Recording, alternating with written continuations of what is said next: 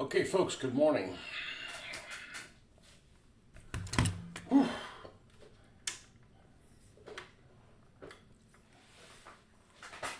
See if I can wake up here. See if I can sober up from my dream.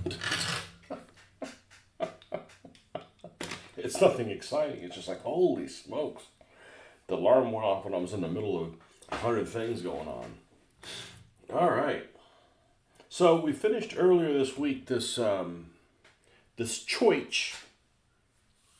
Where's the instructions for it? Yeah, so many things that are just not even related to this that I need to move out of the way. All the instructions are here somewhere. I bought it off of, oh, here it is. Good morning, Ben. Yeah, I woke up and I was having a combination of a work dream, something travel.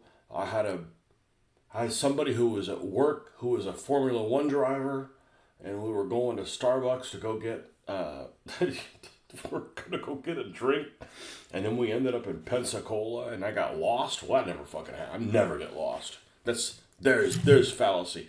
I'd sooner have a Formula One driver ride with me. I was still driving than than getting lost. This thing right here from Figure-atively. Sounds like somebody from Russia. What's his name? Figure-atively. And instructions weren't horrible. I guess the secret with Eastern European instructions, even though these are Chinese, but is just show me where the parts are and I'll decide what order to do them in. Because then you follow the order and say, hey, they must know what they're doing. Joke's on you, pal. Joke's on you.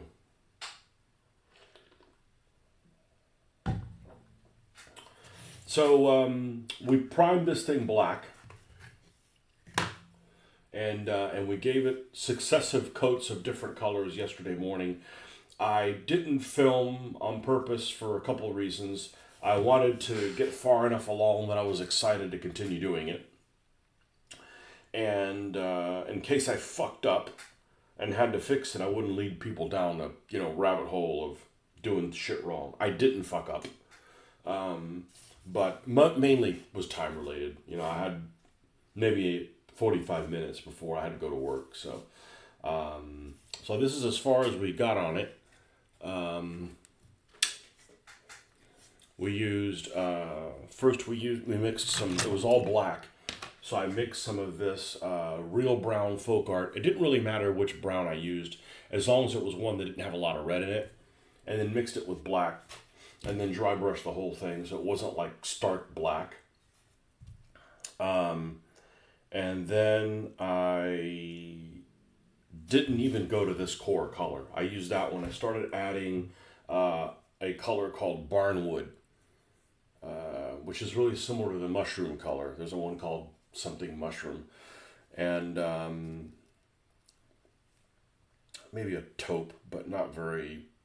Taupe is just can be such an ugly color sometimes. And then we successively added white to it. And that's where we're at right now. Now, we've got a lot more to do on it. Or I want to do a lot more to it.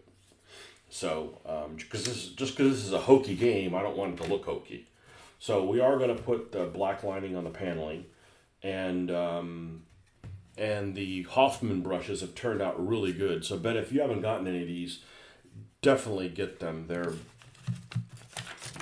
excellent. I don't know what they'll cost you, £7 or something like that, maybe $6 because of the exchange rate. These right here. Well, I can't tell you what brand they are. They're Ching Chang Chung. But what's really good about them is they're tapered.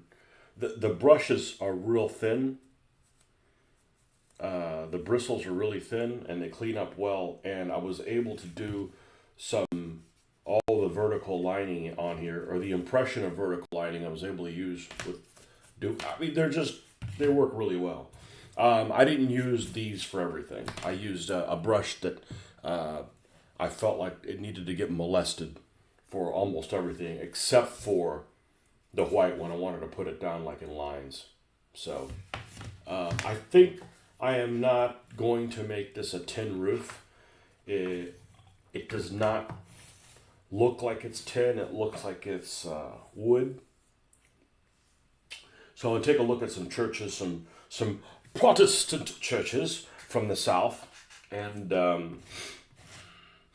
uh, and probably do some kind of slat looking thing here. And I'm going to have to subdivide it vertically because you're not going to have one piece of wood that is 40 something feet long, right? You're going to have to, these pieces can all stay the same. These pieces could probably all stay the same. I'll subdivide them, subdivide them with like adding a black line. And then in here, we'll alternate. The way I did the back of the signs, and I'm probably going to do something like that because I accidentally came across one of my pictures that I took of the back of one of my signs, and I was thoroughly fucking impressed. That usually does not happen when I look at a picture of something I did a little while ago and go, man, I thought it turned out well, but I was mistaken. It really turned out incredible. That doesn't usually happen, but I stumbled across a photo, and I don't know where the hell it was. It must have not. Was it in downloads maybe? Although why would I have downloaded my own photo?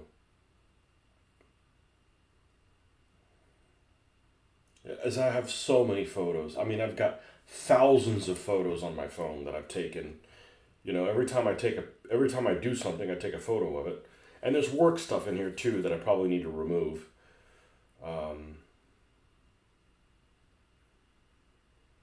As I'll take pictures at work of like, hey, I can't see what that is. So I'll like take it like this, take a photo and go, okay, that says the right thing.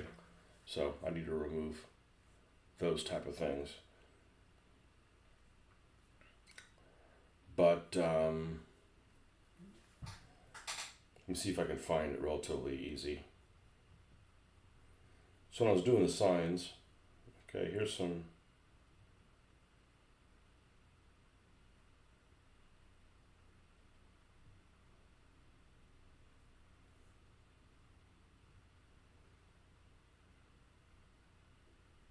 Oh, how cute! That's when I only had one of the things full of cars.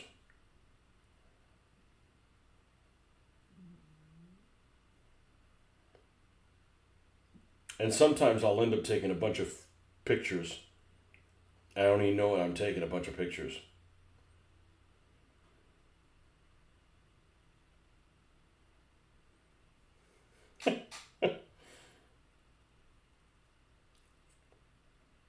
Well, I didn't think it was going to be this kind of a.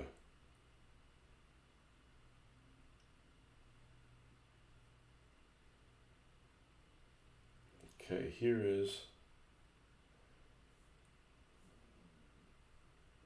In the right zone here. Might have been this photo. The back of the redneck stand.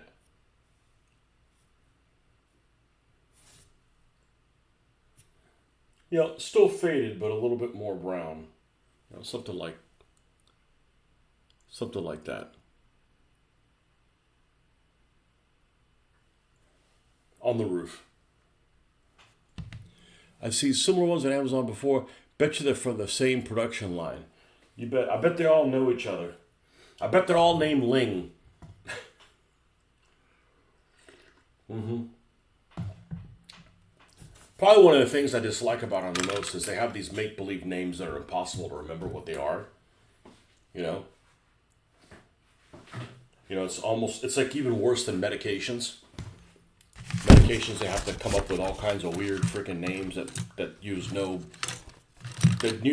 logic whatsoever in how they're named, and they somehow you have to remember it, and you can tell it's messed up because one of the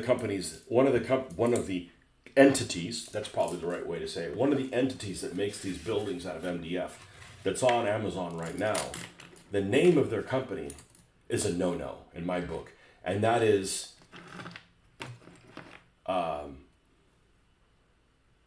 That their name is not even capitalized. Like I can't deal with that. Actually, I don't even know how I can.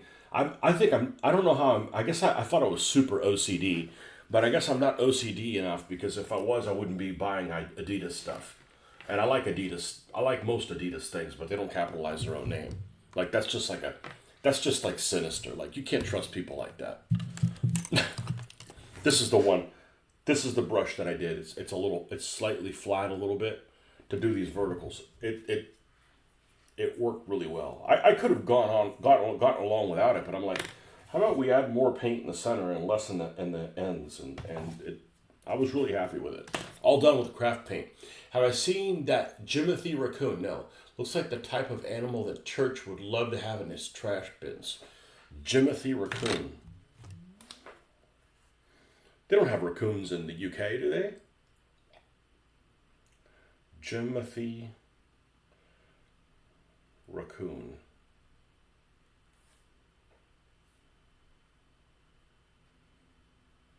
Oh, in Seattle. Yeah, that's because people are so freaking drugged out there.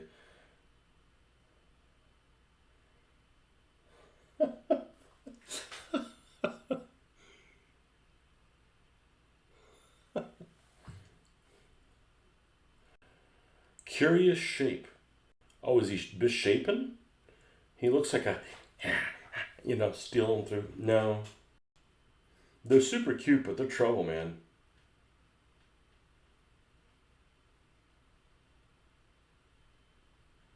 No, you must watch a lot of something. I've never heard of that. Of course, Seattle's about as far away from me as it is from you, so I think if you fly through the North Pole to get to it, we're probably about the same distance of each other. It's probably the same distance from both of us.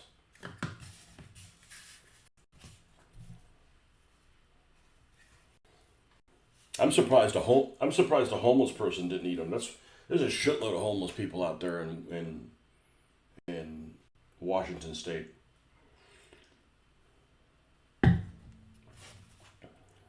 Yeah, but these guys make a couple of Russian style buildings. They're not destroyed, so I don't know how they work for the Eastern Front. But I was painting this, and I'm like, I want to do some Eastern Front Russian buildings, because I'm like,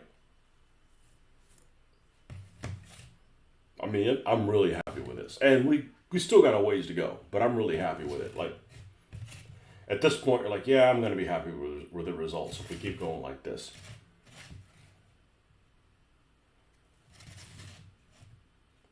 So at this point, I probably need to stop and start working on the roof so that you can look at it and at least it's at the same stage.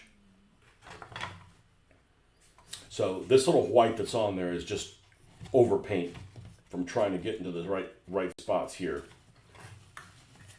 So let's go ahead and mix some more of that brown up. You see in a few Chinese companies with the capital letter being the third letter. It's like the way they translate the Chinese characters and how they're alphabetized.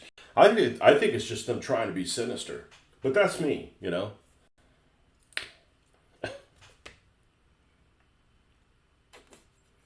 I just don't understand why they can't make things like this at a reasonable price, in a country that's not,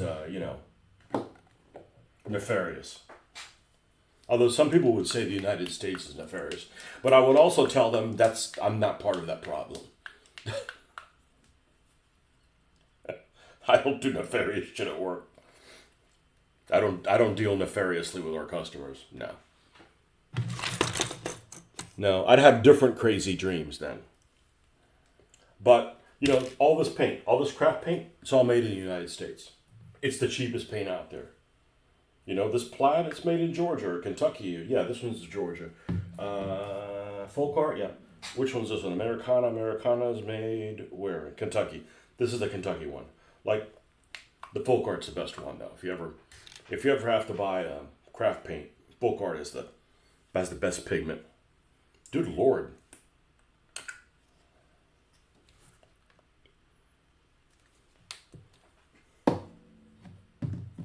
Okay.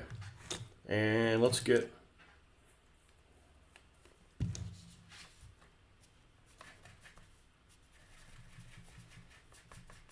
So they can make cheap shit here. They just decide not to.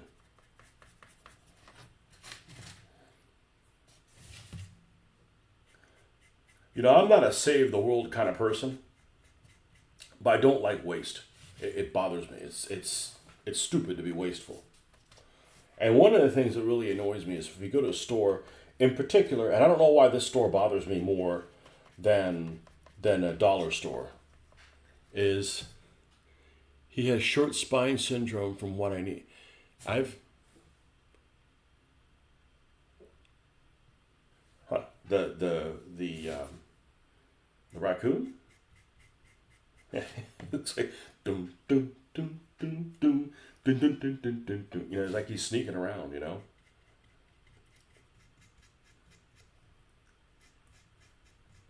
He's fighting the homeless people for garbage cans. The homeless people and are probably all drugged up, so probably don't need to be that sneaky. I bet one of them's had a conversation. I bet one of those homeless folks has had a conversation with them and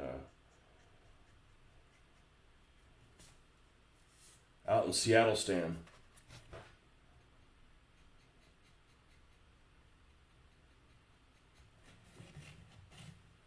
Anyways, the store I dislike is Five Below.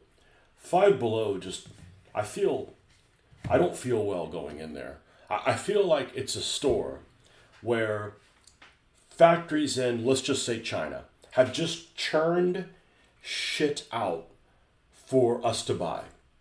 Almost kind of like, okay, we're just gonna make all this shit and ship it over, and some intermediate buyer will just pay for it. We'll use slaves to build it, and they'll buy it here, and it's not being bought.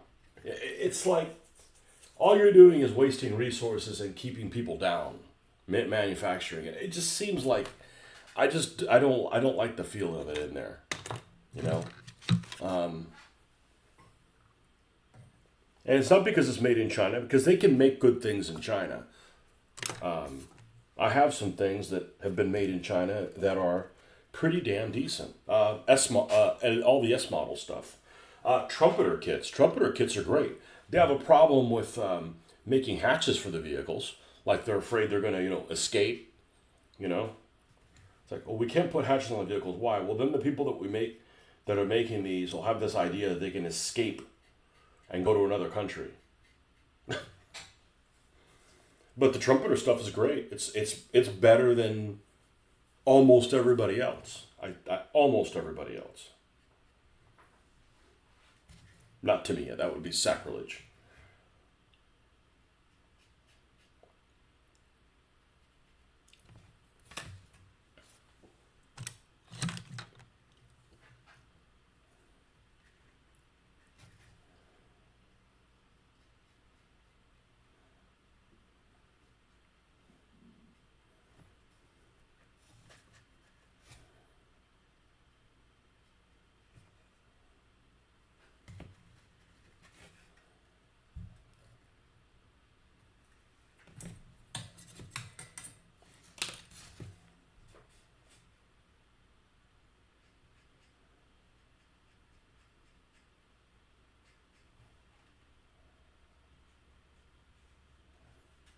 Okay, I think that's the only part. Oh, well, we got some here on the ends.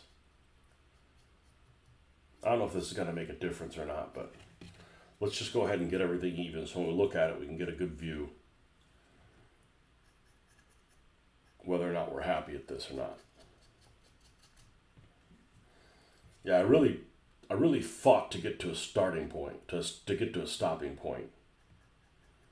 I didn't want to leave the white half done. And I may bring all this white back up more, but I need to do the roof equivalently as well. All right, now if I can only remember what color I used for the signs, but I've done this enough I could figure it out. I know what colors we didn't use, so. All right, so we're going to need black for the first base color, for sure. And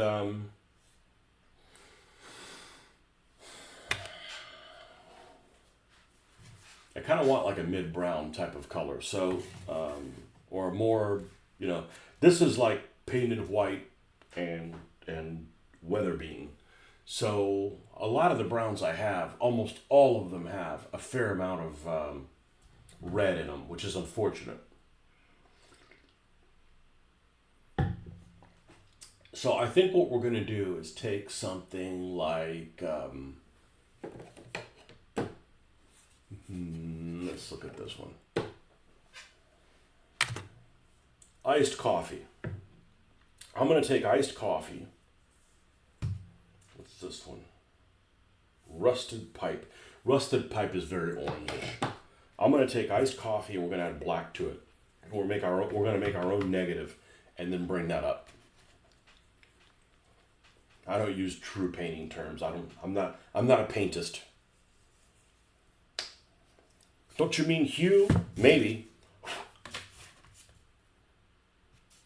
I don't have any formal artist training. Otherwise, I'd have blue hair. You don't want to see that. I don't either.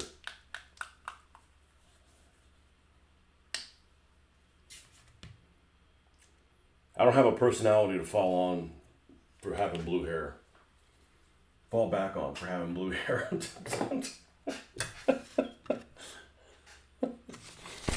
Oh, man. All right, let's get a dry brush that's not one of these super dry brushes. One of these super good ones. The one I used yesterday for the rest of the building probably be okay. It actually handled okay. It didn't, get destroyed. I think this is the one I used. Yeah.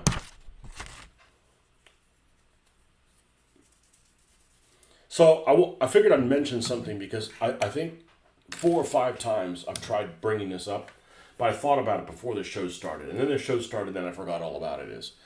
I'm surprised you guys haven't complained about something that has happened in the last month. And that is for the way I monetize this channel, or the way they force me to monetize this channel has changed against my wishes. It used to be like, do you want it to be monetized? Yes. Where do you want the ads? At the beginning, the middle, throughout? And I'm like, no, put them at the beginning. And I don't watch my shows, so I don't know if that happens, but it's supposed to be so you watch the commercials before the video starts, and then when the video starts, you don't watch anymore. I was perfectly happy with that. And then about a month ago, they weren't making enough money off everybody's videos, so now they wanted it to be like randomly put in there. And I'm like, I don't want that, because as a viewer, I lose interest in doing that. So I didn't have any choice. My only choice was to let them decide when it is, or I got to pick every 30 minutes. That's what I did. And I don't think it's been a problem, because some of you have to watch for more than 30 minutes before it's an issue. So I think, and nobody has said anything about it, so I guess that's working okay. But it wasn't my choice to change the way they did it. But you know how these nerds are. They always have to change shit, right?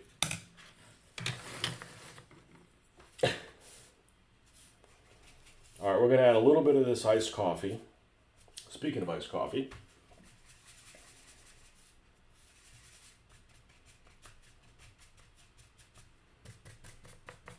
And of course, we're going to get a gray light color. So I figured I would bring it up. Nobody's complained about it, so I wish there weren't any commercials at all, but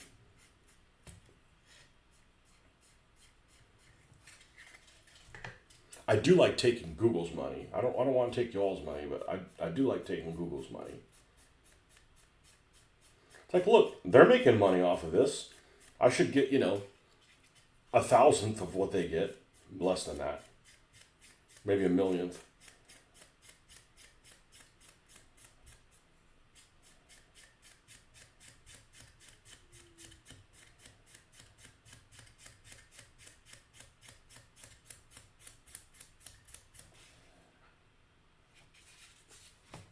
Not yet. We need more.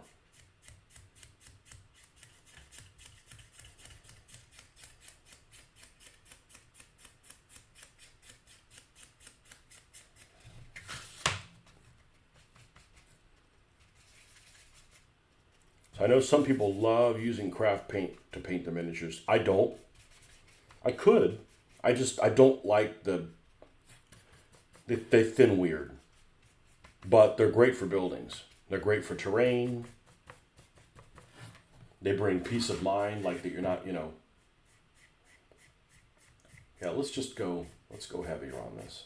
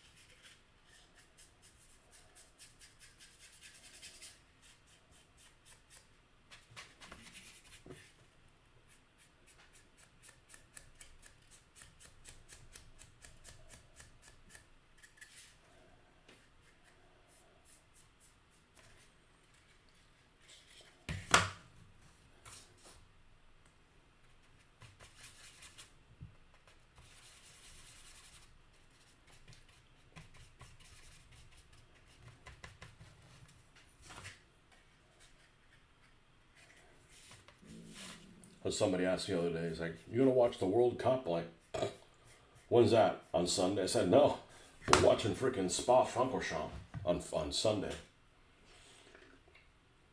I'm not watching the World Cup. Who cares?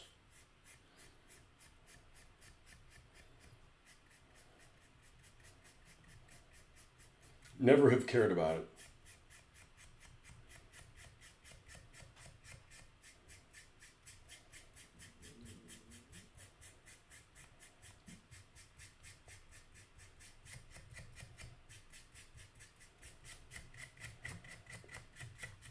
Been watching that Formula One thing on Netflix, and I started season 3. And it's funny, I used to play this Formula One game a lot before I ever had a computer. I went over to this guy's house and he did things to me. No, went over to this guy's house who had a computer. I mean, it's like 1993, and 93, 94. And we would go and we'd watch the Formula One race. And then we would play a Formula One game on the computer. So we would race the course we just saw, design the cars and all that stuff. So it was pretty immersive. And I mean, I haven't played that game since 1993. So what's that? 32 years, something like that. Over 30 years.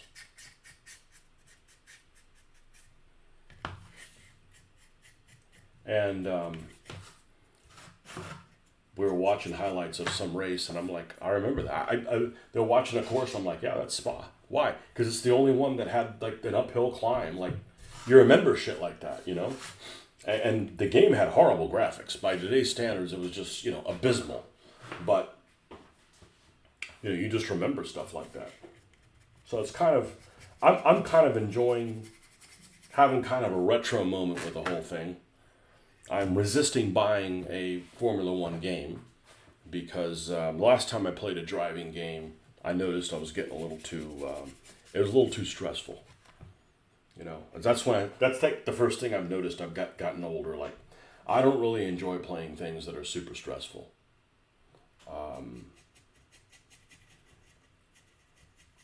It just isn't worth it. Doesn't mean I couldn't do it. I'm just saying that, anxiety causing type things. A little more than before when they weren't causing any, so.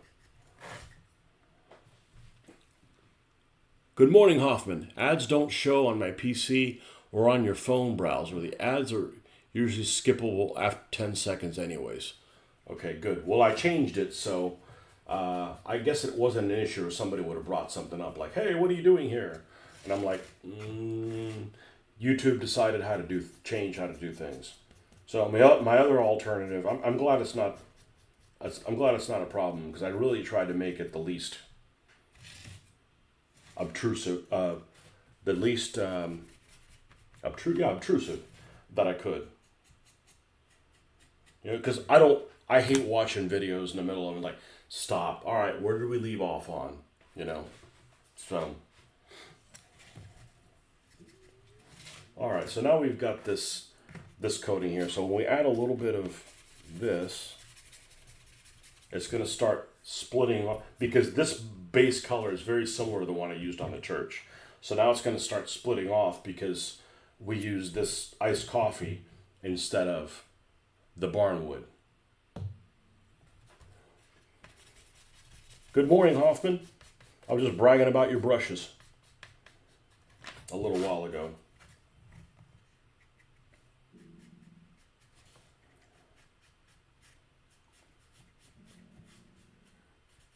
I think we're going to drop in the horizontals at this point. And even though I'm going to subdivide this later with some verticals, I think.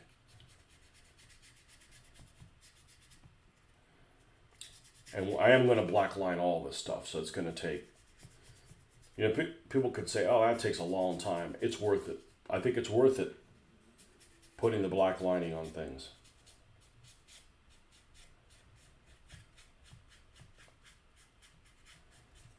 Make what you want pop, not just what randomly appears. point start getting that whole slap thing. And there are going to be some vertical streaks, but that's towards the end.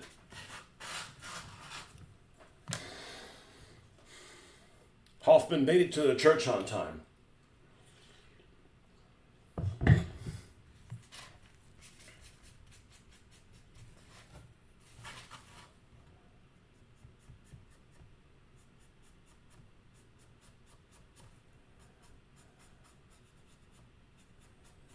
Everybody in the U.S. was like crazy for soccer when the U.S. was playing. They don't care about it anymore. I'm like, the United States is not a soccer country. Sorry. Actually, technically, the United States is the soccer country. It's football for everybody else, right? Is there a country that calls it soccer that isn't the United States?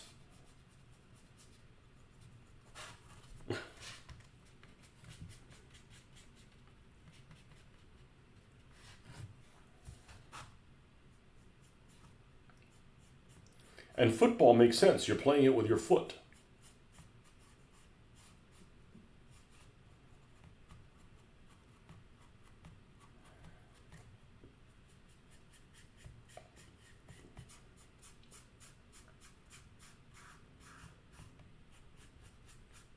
My daughter actually told me last week, she goes, hey, they're running this special of trips to Austin for a certain amount. Like, she wanted to go to the Formula One race in Austin. I'm like, no.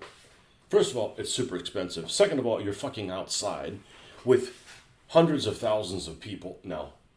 No. You could watch it on TV. Why would you go to an event you could watch for free on television?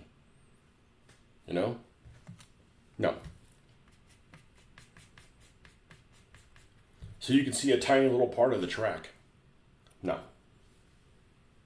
The Spain-Argentina is bringing out racism I never knew existed. Some Spaniards do not hold South Americans in high regard.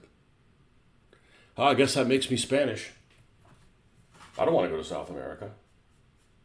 Well, what do you mean about racism? Because, I don't know about racism, man. Tribalism. Tribalism is a better term.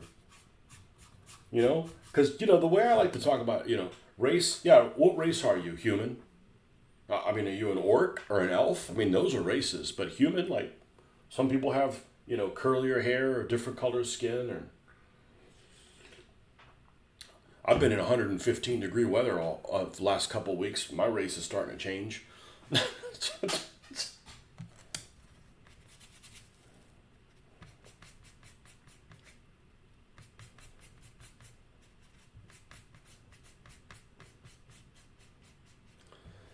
If the Spanish don't like the race of the people in South America, then they should have mixed with them more.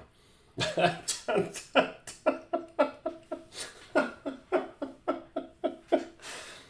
don't have zero interest in going to South America. It's farther than Europe, and Europe's awesome. No, I don't want to work there, and I don't want to go there in the summer because you guys haven't developed yet.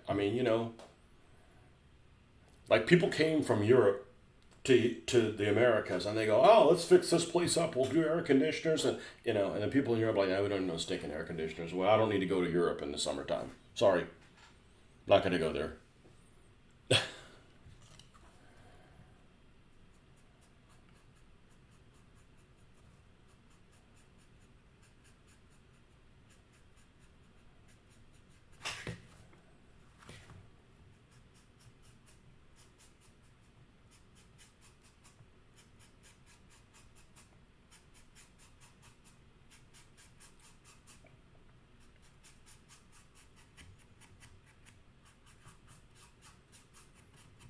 Well, it's stupid to do it over a sports activity because if you look at a sports activity and you have a national team, whatever the nation is, frequently the people that are on that team are not a accurate representation of the ethnicities that are prominent in said country.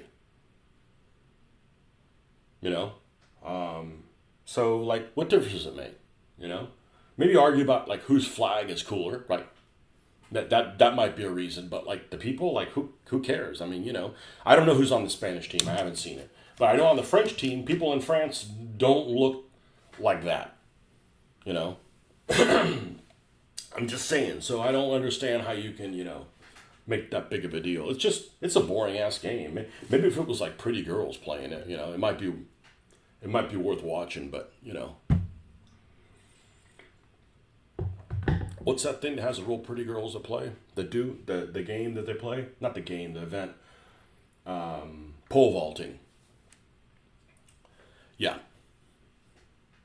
Yep. That's a good one to watch. Argentines are strange. They claim to be the only whites in South America, but then they claim they're all victims of colonization. Yeah, you can't have it both ways. No, you can't have it both ways. Let's not say the Argentinians are probably the most European of all the people in the New World, even than the United States. Even in the United States, I don't know what the graphics, but the demographics of Argentina are, but they're definitely the most European, and I would say a lot of them are Italian. There's a lot of Italian influences there, and of course, you have the whole, the Germans escaping, Nazis escape, yeah, whatever. But they're definitely the most European looking. Uruguay is also extremely, but down there, but. Yeah, you can't have it both ways. I was surprised to find something the other day, and I stumbled across it about slavery. And I was surprised that the countries that there's probably countries that still do slavery now, I'm guessing.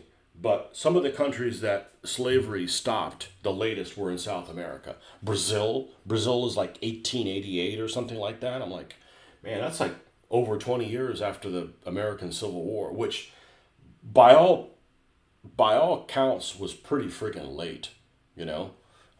Soccer is a corruption of association football, differentiating it from rugby football.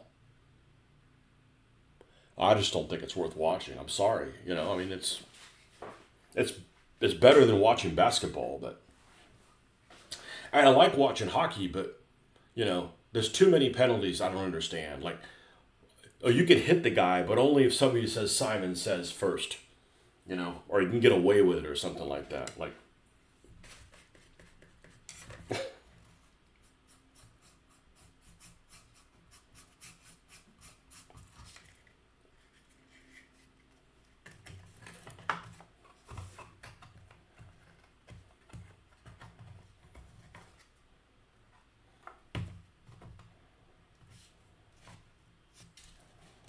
but I think of all the countries of South America, don't quote me on this. Of all the countries of South America, Uruguay and Argentina had the least amount of natives around to blend with. I think. I mean, it's just they're definitely. I think Uruguay is the most European of them all. You know, but it's too far away. Why would I want to go down there? I mean, it'd be cool to go to like Tierra del Fuego or something like that, but the stuff in between, nah. I don't want to go to Brazil. They don't even speak Spanish down there.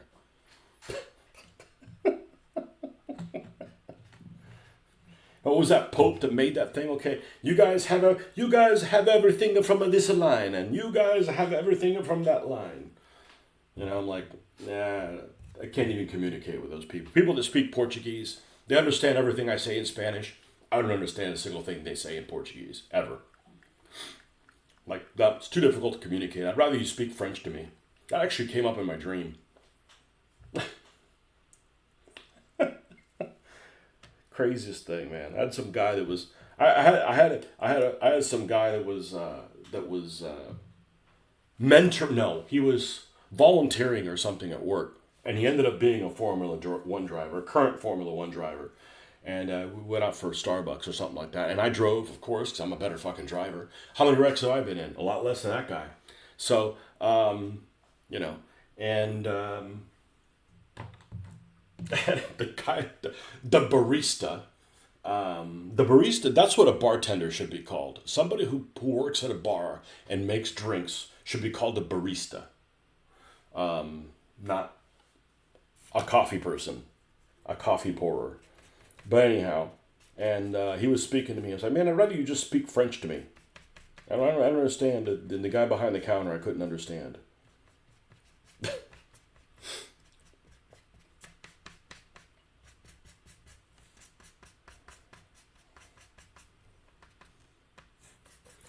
When my daughter wakes up and I tell her who I was driving around with, she's gonna be like, "You do fucking drugs, Dad."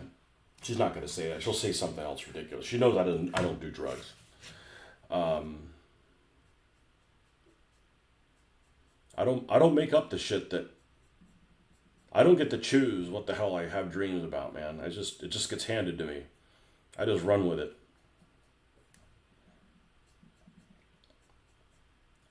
I'm gonna tell her, well, that's not the most unbelievable part of that dream. Well, what was it that I got lost? I don't get freaking lost.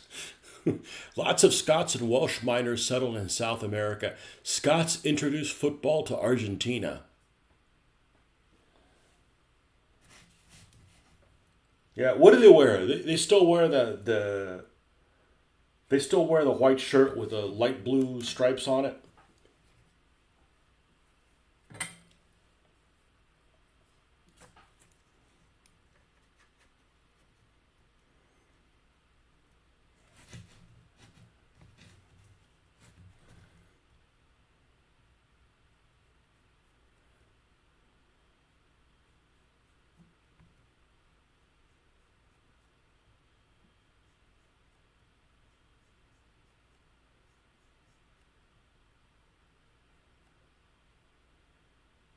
Well, other than the fact that I'll admit, a spoiled American about a lot of things, I'm very pro-European. I really am, especially after going there. You know,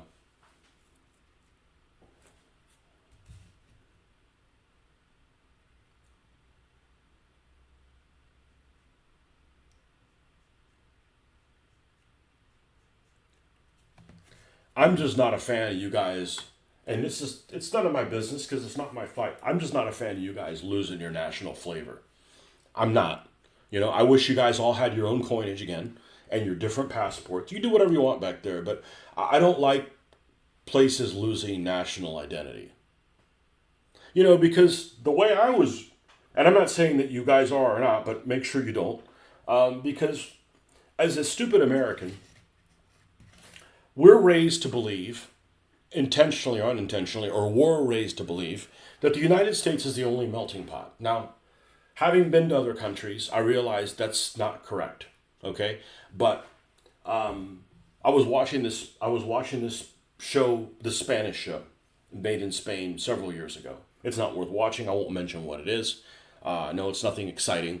But it had the actors and actresses that were in there, and a lot of them didn't have Spanish names. I'm like, what are you fucking doing in Spain? I mean, that was my initial reaction. Like, what are you doing over there if you have an English last name? But yet you speak, it's just so we have this idea, we have this misguided idea that the United States is the only melting pot. Or at least I do. Maybe it's just me. I'm sure there's another one of us like that. And that's just not true. But we have this thing that, this Americana thing that, we're different than any other place. Well, maybe we're more of a mixing pot than melting pot than everybody else because we don't have that much of an identity. It's not like, and I've said this before. Who's on here? Eric? Derek. Okay, let's piss off Derek.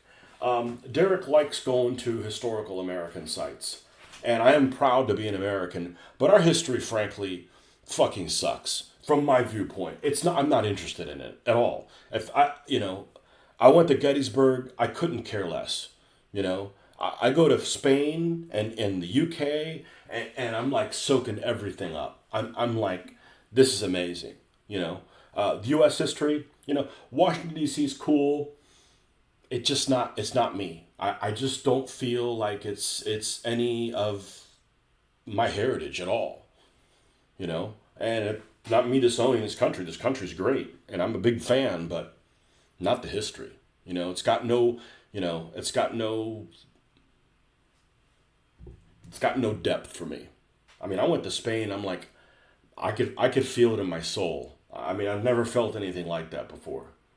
I don't want to work there. I have no idea what the work conditions. I mean, who the hell wants to wake up twice to go to work every day?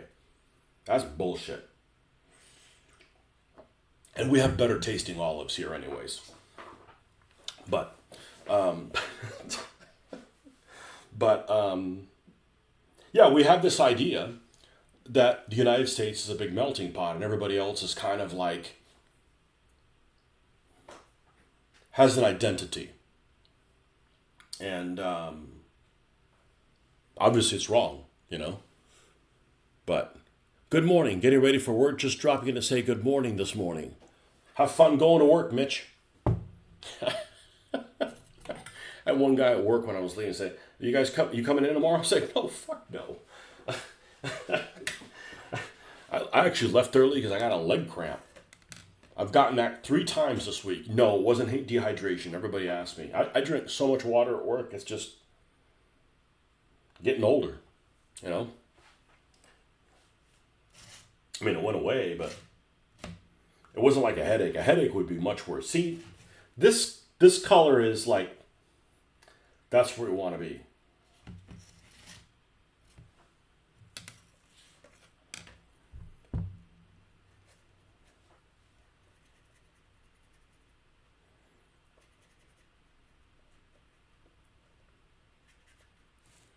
So what was racist about the Spanish? Was it was the Spanish being racist, or it was the Argentinians being racist, or both? We're whiter than you guys, but we were colonized. Well, you're welcome. Because who the hell wants to live in a place that has human sacrifice? Okay?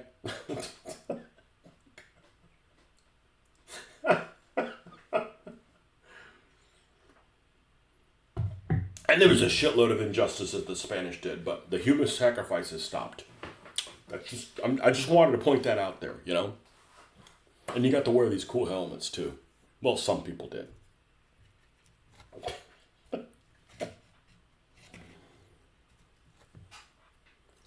Yeah, well, I can't stand is these revisionist people that are like, you know, everything was just hunky-dory until the Europeans came over here. Okay, well, let's go back in time. You're the next sacrifice.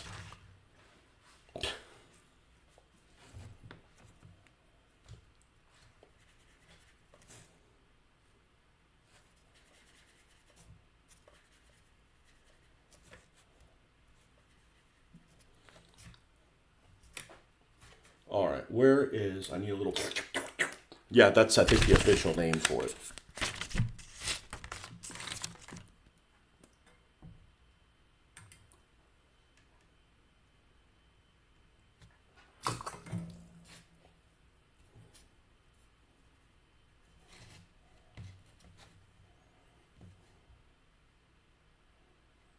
I know you can't comment on that, or the stormtroopers will, or whoever the hell or whoever the new Storm is. Didn't he get ousted or something like that? I don't know. I don't pay attention to world events. Somebody says, "Hey, did you know that we're bombing Iran again?" I'm like, "Nope." Do you care? Nope. Nah, I don't pay attention to the news. I got enough on my plate.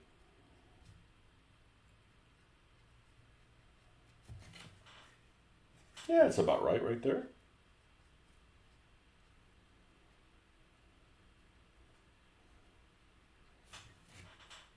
We'll have to make it look like faded wood, but not faded wood that was ever painted. This was never painted.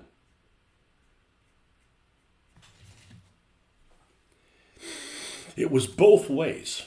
Argentines were making fun of Spain having a Muslim player, and the Spanish just unleashed an avalanche of abuse about how poor, mestizo looking, and generally weird Argentinians are. Yeah.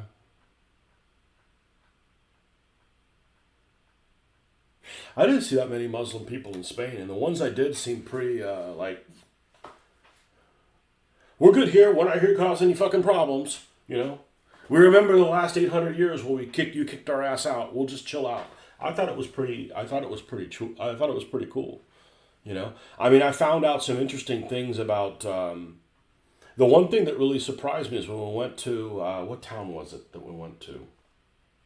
Segovia, which is not a Muslim town at all by any stretch of the imagination. I may have been conquered by them, but it was quickly reconquered because it's north of Madrid. So it's relatively far in the north. That's that one that has the castle that's kind of on the cliff. Okay, that's the one that everybody knows what that is. You just don't know which one. It's the one that has like a cliff castle. Not with the river, but because that's Toledo. But anyhow, we walked in that town and it was raining when we got there. No, I'm sorry. I'm getting my towns mixed up. Although that one did have that same issue. But a lot of these Muslim influenced Spanish towns, which is most of them, honestly, have this thing that was really common to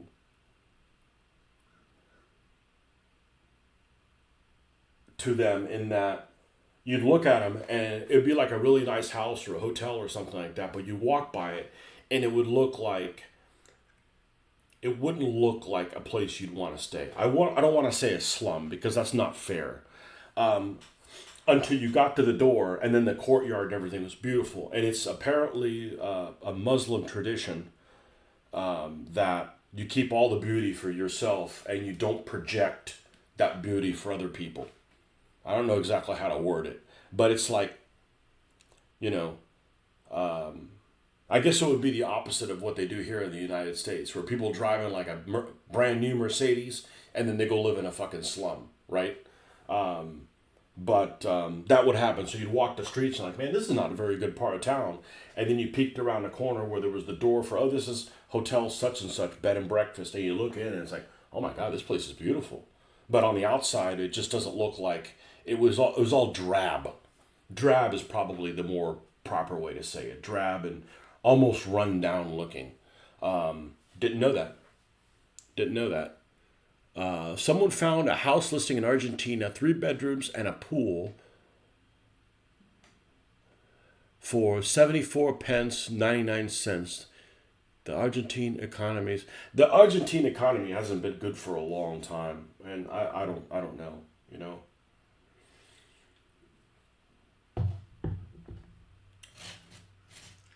A lot of that I suspect comes from a lot of it comes all those countries in South America. I'd say all of them were all started by folks that came over here and they basically did whatever the fuck they wanted, and they sent the mother country. I'm not going to speak for Brazil. I don't know, but they came over here. The Spanish colonized it, and they basically said, "Yeah, you do whatever you want, but it's going to be in my name, and send me some fucking money." So they did whatever the hell they wanted here, and a lot of it is injustices. Of course, the human sacrifices did stop, but you kept 1% of the people lived well, and everybody else lived in they weren't slaves, but close. And there wasn't a lot of equality, and that's a problem. So it's hard to fight your way out of that. It's really hard to fight your way out of that. So I suspect, and Argentina probably had less of that than other countries in South America and Central America. But still, it seems like it's a common thread that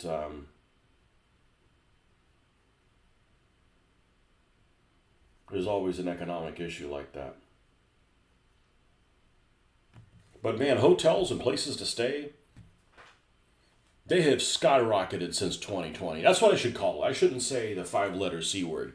I should call it 2020. Since 2020, things have just absolutely skyrocketed. I mean, it used to be, not that you want to stay at one, but there used to be you could get a hotel for $30 a night. You wouldn't want to stay there. Or, you could stay there, but you don't want your wife or girlfriend or kids to stay at that place. Just from a standpoint of like cleanliness. Forget safety. Although the roaches could carry you away. And I guess then it's a safety issue. But the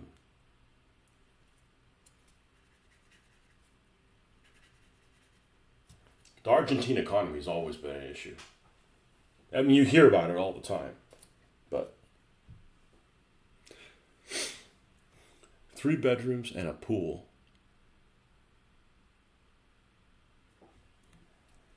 And that's in American. It's probably even cheaper in pounds. Maybe they don't take pounds down there.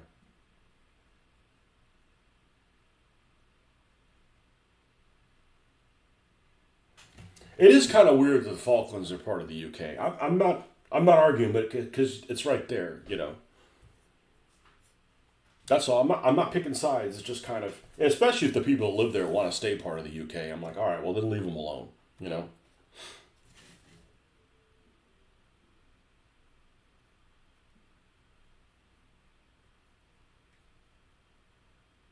And you guys know me. I'm not anti-UK by any stretch of the imagination.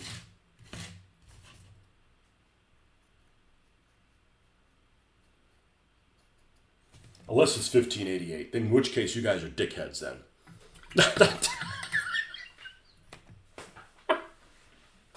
Oh man, that thing that always, I didn't see it this year. It always says, we haven't cared about British royalty since 1776. I'm like, I haven't cared since 1588.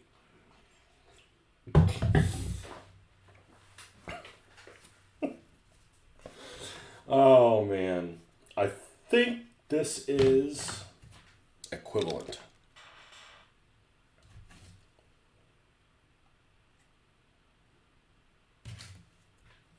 Yeah, my daughter came in the other day and said, "Oh, these tins look good." You can't see them right now. The little tins, I got a little biscuits. I got the Scottish one and the Union Jack. Yeah, they're hardly visible. I got so much shit here, you know. I got less shit here than most people. Okay, let's go to the big roof. And man, I'm ready to down this coffee. I'm ready to have some fake tea.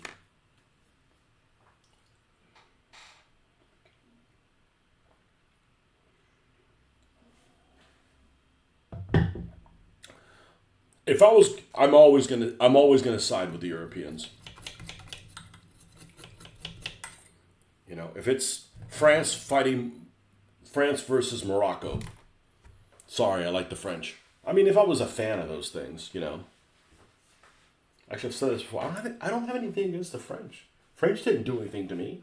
I mean, sure, sometimes they smell funny, but so did the Germans. You know.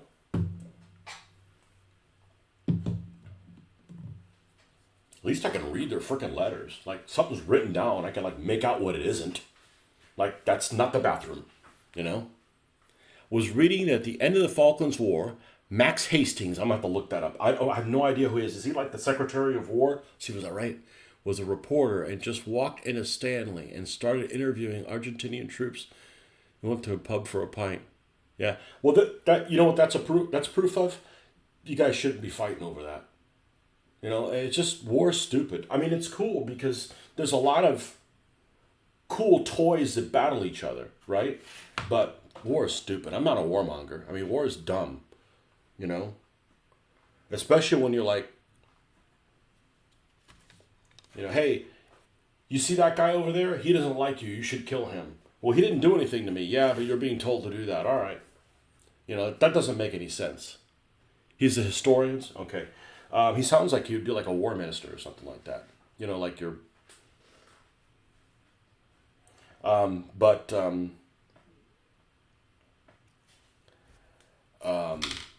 that makes no sense to me. Now, revenge, yes, revenge makes sense. You know, who are you going to go kill? That guy that, like, offed half my family. Need another rifle? That makes sense to me. Going to kill other people, you know, just because you're being told to. Haven't we evolved past that? You'll have read something of his or something that drew from his work. Max Hastings. Is his real name Maxwell? Oh, Maxwell. Oh, yes. Max Hastings. Let's see what this guy looks like. Never seen him before.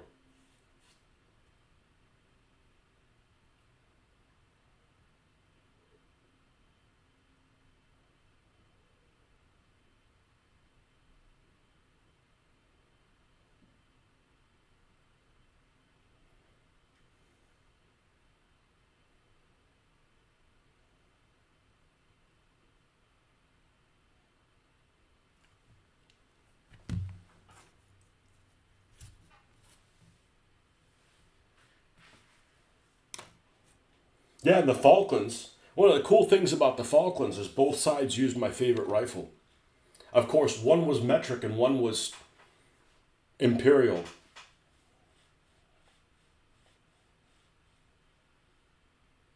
What a terrible idea. And I'm pro metric. I am. When it comes to firearms, metric. None of this .243. No. Yeah, that's just stupid. That's just stupid. Let's use whole numbers, folks.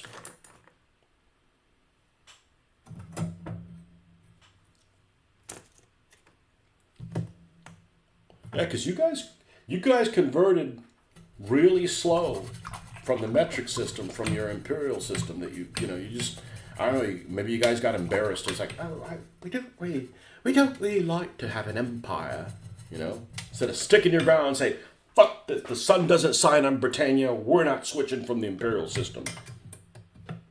Harumph.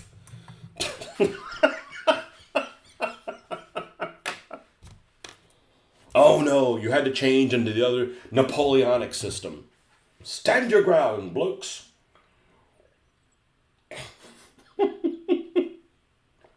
I love you guys.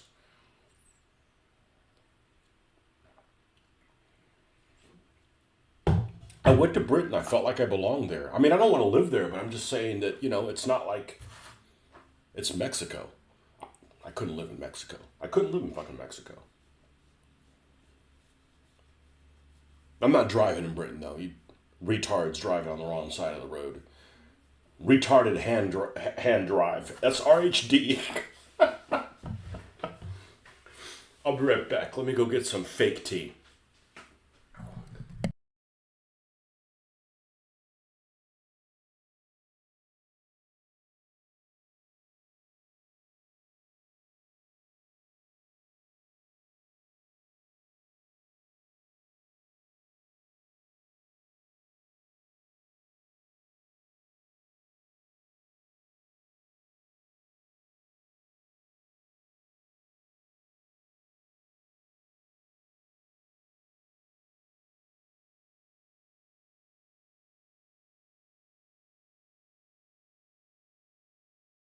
All right, I need to really push this phrase. I really need to embrace this phrase I just came up with. I'm not going to call Britain Britain anymore. I'm going to call Britain the Wargaming Holy Land. That's because that's really what it fucking is. The Wargaming Holy Land. I am. It's caffeine, man. It is. Britain is the Wargaming Holy Land. That's where all this shit started.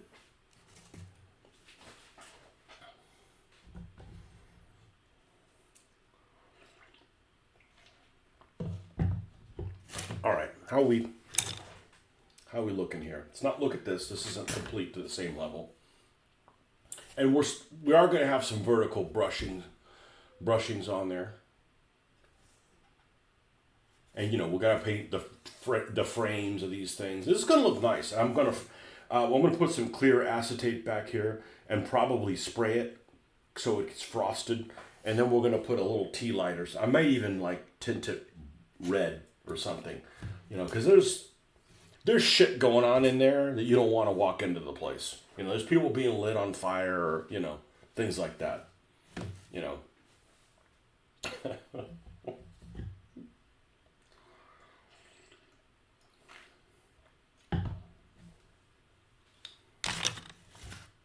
All right.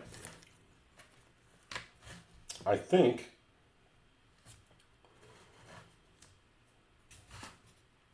I'm not going to use Hoffman super brushes just yet for this because I painted these with this. So let's keep them equivalent. Then we'll come in and we'll do that for the verticals. But they clean up really well. I haven't even used hand sanitizer for them. They come out really well. And this one in particular, that almost has an edge. This one was great for doing these vertical things. So I literally was tapping a little bit, and so thanks for that idea. You didn't make me waste £6.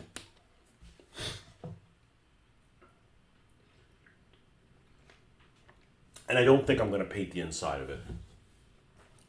You know, if somehow they come up with ground rules where you can bring your guys around and fight, and that's my vehicle there, roll for, pistol damage or something like that, then don't worry about it. But it's unlikely that we need to, Gasland's a role-playing game, Who knows what version 3 is going to bring. Hopefully it doesn't suck. If it sucks, we still have version 2.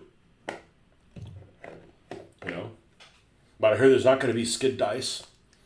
I don't know, man. It's kind of a thing that I like. Maybe there'll be something better than skid dice. Hey, I could join Patreon and then be... Why would I want to do that? Assuming it didn't cost me anything.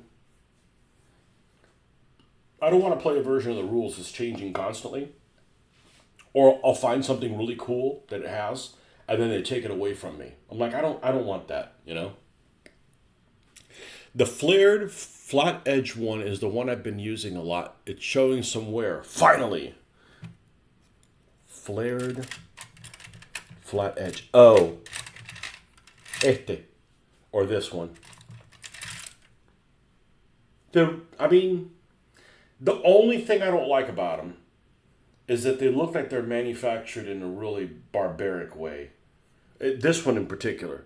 Like, this doesn't even taper. It's like the same thickness here as it is here. But ultimately, who cares? It's just kind of odd that way. They don't really shed. They're well made. They don't tell you what slave made these, but unfortunately. Oh, you're talking about this one. Yeah, they're really good. I'm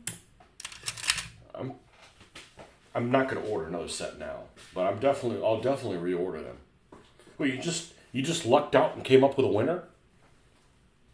Because that happens sometimes. And sometimes you're like, let's try this. Like, fuck, this sucks. You just...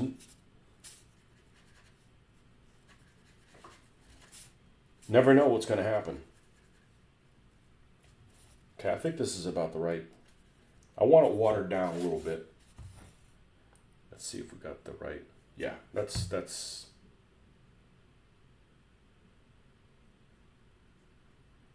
Yeah, maybe it's not quite the right color. Not that I dislike this one, but...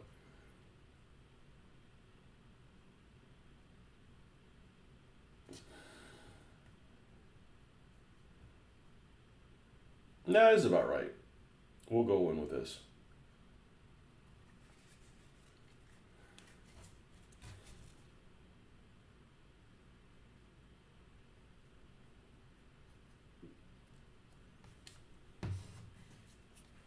But they're great.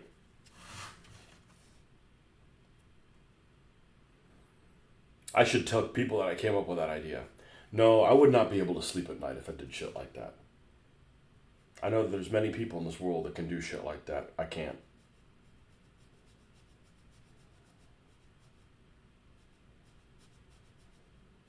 Honest to a fault. I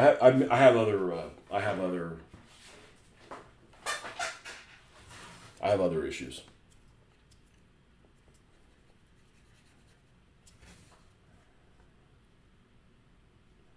Like, I'd be a really good salesman if it's something I believed in. If I didn't believe in it, I don't want people to buy it. I don't want to be known as a liar.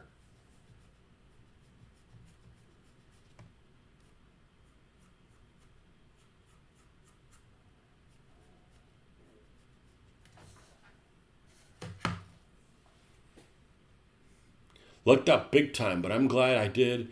It made some things a lot easier on the hobby table. Yeah. Yeah. I could have gotten the same results. It's just been more difficult. Yeah.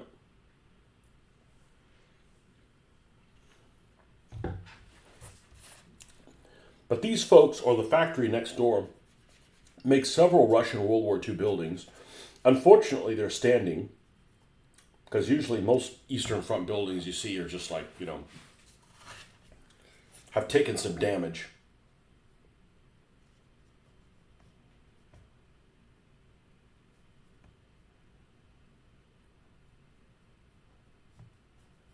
But not this particular entity. Because this is like DIN wave, DYN wave or something like that. And this is not a good World War II building because it's not This looks like some church in Kentucky. Some Protestant church in Kentucky. Dinwave, I think that's what it is.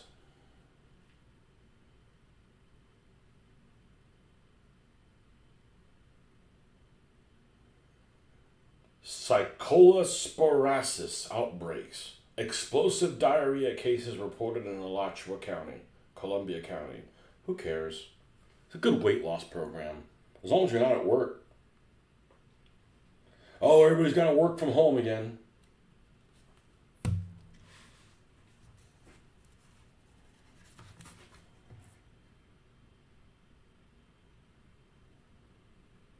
I'd still go to work if I had explosive diarrhea. I'm only not going to show up for work until I realize I don't want to go back to that place. But if I have to clean up my own mess, literally, if I have to clean up my own mess, I'm going to be there every day.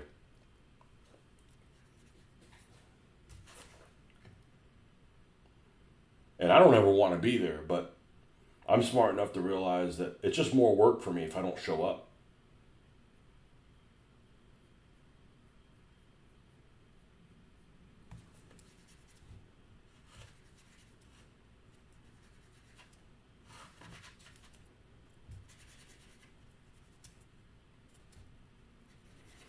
I mean, I come back from lunch and things are fucked up. Like, geez, I only left for an hour. I think you and I both heard about make. I did, but there's got to be different qualities of them.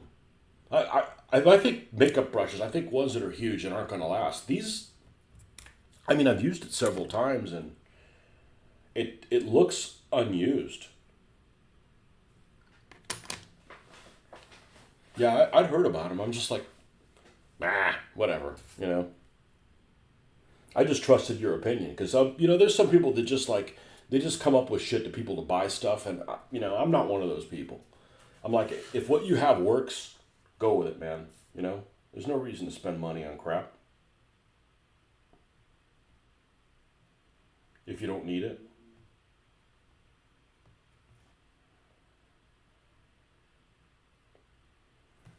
I'm gonna have to change tack in just a moment because I want to do this, but I don't want to put these long lines and then subdivide it. I want to go ahead and put the slats in and then do this to each individual slat. So it's not going to change the ones on the ends, here and here. We're going to come in and we're going to black line some stuff. Man, you're sure spending a lot of time on this. Well, I want it to look good.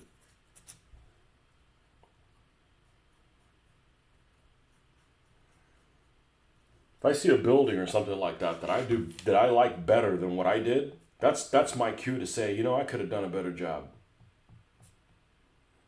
And that's not to tell somebody like, well, you just don't want to tell somebody they did a good job. I don't mind telling people that, but there's no reason somebody should be able to paint something better than me. that's just something like we know it's a trick, so it's just a matter of just be happy with it. I mean, we're going to take photos of this with cars and things like that. It needs to look good. It needs to look good. It needs to look as good as the cars do. Not just like, just dry brush or whatever. Turns out, no, don't whatever me. Got to do some cleanup on the 3D printing. Ooh, we got some cool stuff coming. Yeah, I could spend probably a lifetime looking at stuff to 3D print. And then you probably realize a lot of the things that are on there are the same thing over and over again.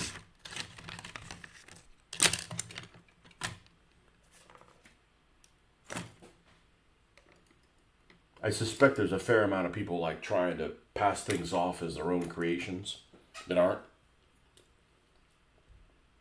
You're not listening. You're checking things on a 3D printer. But I suspect that there's a lot of that.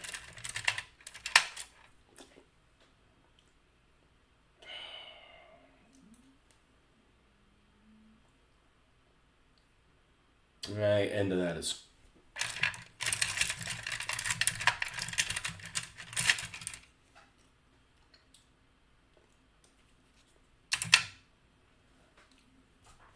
And I'm not going to use.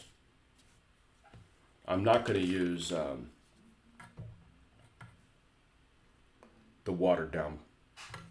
I'm not going to use that army painter stuff. I'm going to use black. And I'm going to water down black. It needs to be a little thicker. Alright, let's fuck this up.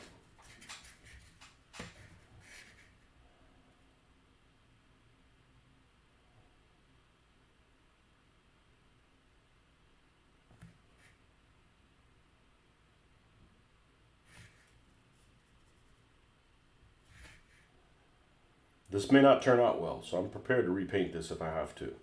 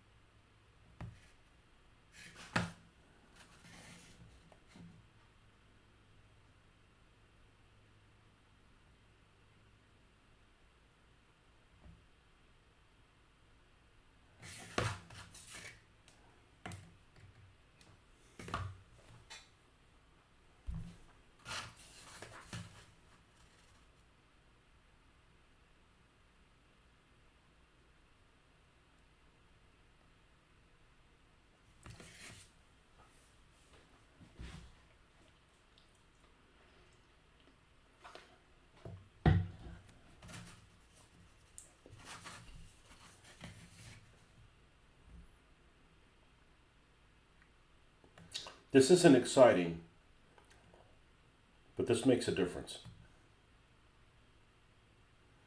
And it doesn't have to be perfectly straight, because these pieces of wood in real life would not be perfectly straight. They are on the etchings on the MDF, which makes it look kind of fake.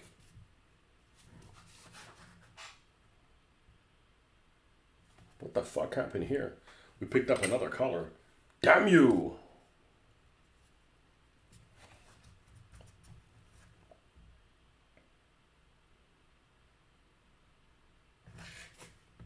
All right, we're going to go over here.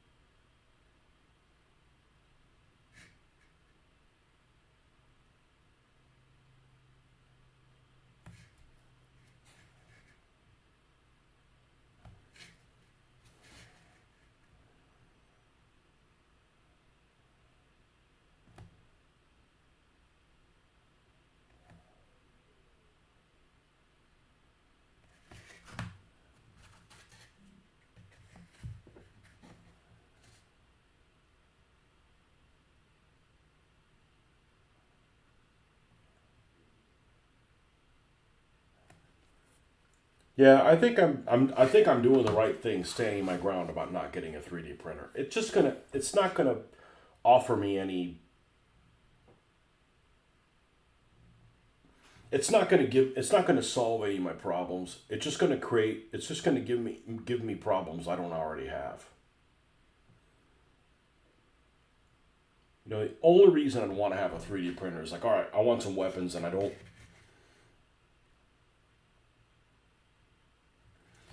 want to put an order in now because of shipping.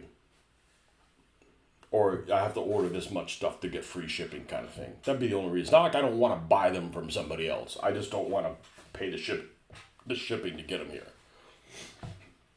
All the 3D printing, all this stuff that I have, you know, whether it's Hot Wheels or it's the what's those things, Implements of Carnage thing, or any of that stuff that comes from overseas, or even the domestic stuff. It's just an issue of I don't want to order it now because I only need this much. I'd like to order this much, but I can't. I got to order this much so that the shipping is free. It's all shipping related. Nobody that I don't want to pay for. It's not that I don't want to give the creator the money, because it's like, it's not. If it was just $10, like, okay, here I have $10, but $10 gets you the shipping and that's it. So it's like it's not a good value from that response, but from that standpoint.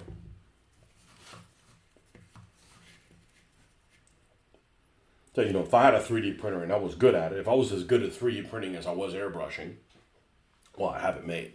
I've gotten a lot better. I've got a lot more comfortable with airbrush. Like, I'm comfortable with the airbrush now. It's not going to take over my brush painting ever. But there's things that it's good for. It's good for priming. That's it. That's all I did with this thing. The rest of it's being hand painted. But it has its usefulness. And it cleans up like, I get cleaned up like a champ every time. And I'm really comfortable with it.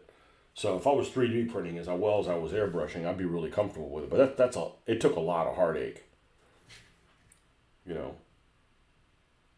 And with the airbrushing, at least you get immediate results. The 3D printing, you could get like a print you don't like, but you don't know for like an hour and a half or 2 hours or 3 hours. Like, shit, that's not the right scale, or man, I put it on the plate wrong, or whatever the issues are with 3D printing that I'm not familiar with. But, if I had one and I was familiar with it, it'd be handy. Like, all right, I want a driver for this car. Let's go find one, or let's design a driver, or let's design a dolly that I can modify to make it look like a certain driver that's going to be visible in the car. It's only because it's a driver that's visible. I don't feel like I used to think when I started doing these, some of my early cars aren't glued down. It's like, why might I want to put a driver in there? Well, if you can't see the guy, who cares if there's a driver inside, right? But now I'm like, I only need a driver if it's something that's visible. So I've just kind of avoided those type of cars. Hey, before we get further along, and while everybody's here, let's talk about what came in this stupid pack. I ended up getting this pack only for this engine. So I have this engine I was going to put that comes from the overcompensator that we've been kind of calling it. Okay? This is a Charger with a huge ass engine. I was going to mount this up here because there's going to be a church on this. There's going to be an engine on the steeple. And then I saw this one pack. I'm like, I don't want to render this thing without that engine. So let me see if there's any other engines. And I found this vehicle, which I guess is like a golf cart with a heart on.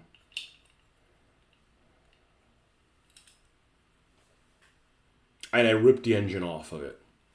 Okay? And this is what's going to be mounted on the roof here in some form or another. And hell, I could even put the smaller one down here. I don't know if I'm going to use two. I may not. I got another engine I could put in this. This doesn't need to be like this anyways. It doesn't need to be higher in the back than in the front. It could be totally flat and still work. So it's not like we're not going to use this car.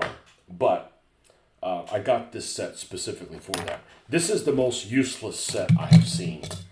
And, we got another one of these choo-choo engines, which I already have 3 other ones.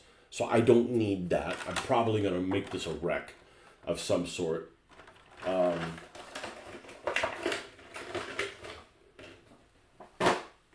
literally... And I was just going to... Thank you. I was just going to be like, let me just order the one vehicle. And it was going to cost me like $9 just to get the one vehicle with, again, shipping. So I'm just going to spend $6 and get this. So $6 for this fucking engine to put on there. But it's like perfect for this. This engine is like wherever the hell it is.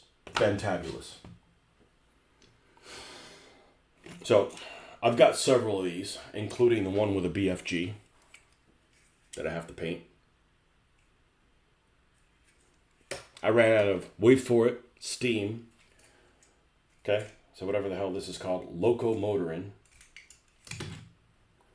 I have one of these vans. It's actually the science van. We may turn this into a clown car.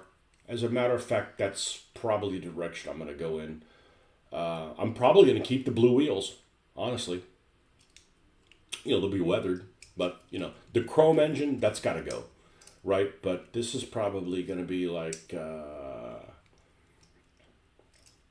Fister McFunnies or something like that. Maybe not Fister. But anyhow, what is this thing called? Cool One. Yeah, this is some kind of clown car. Probably keep it in the same colors.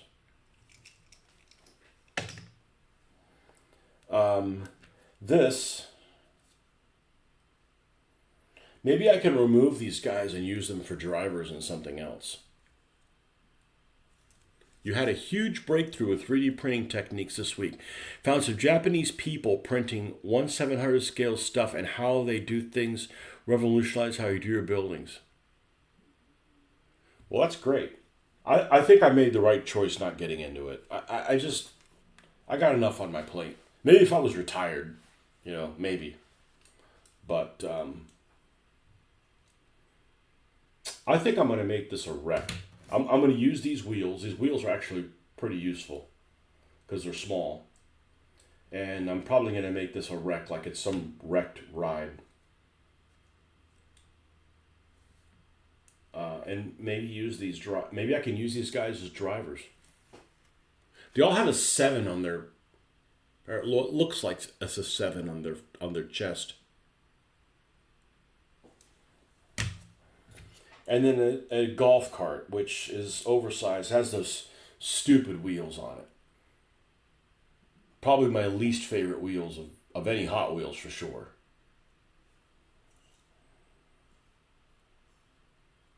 Bump around.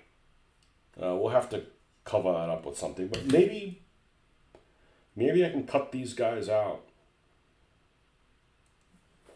Maybe I can make a mold out of them.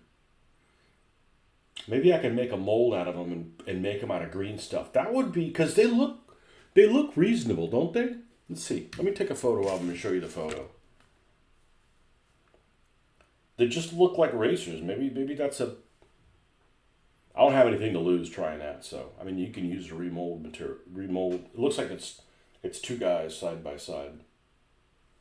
You can see what I mean about having a 7 on them. Maybe I can try making a mold out of those guys. Put green stuff and see if I can get somebody out of it.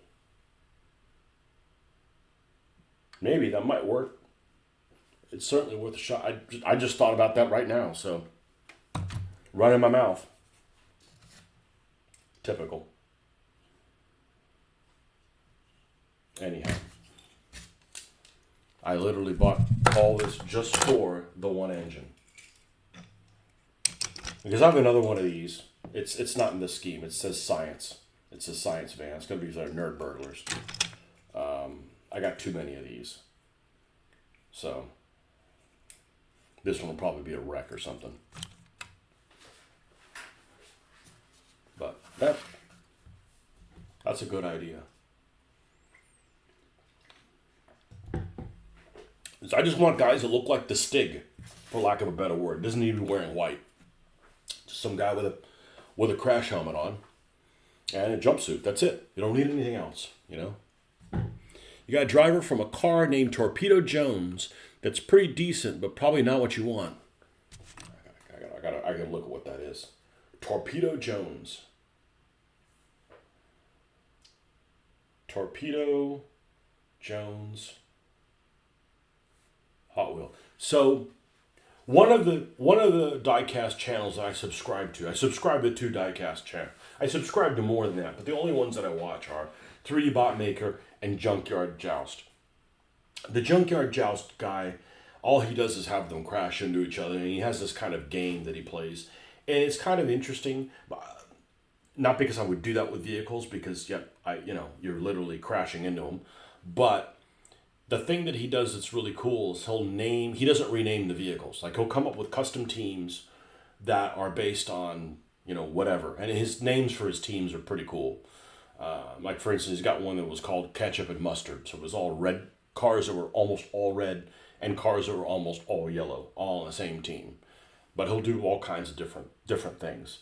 And but what he does is when he launches them, he names what the vehicle is. He doesn't change the name of it. So if you like the vehicle, You're like, oh, let's see who makes that or where I can find the model for that. So that part's really useful. Torpedo Jones. Let's see.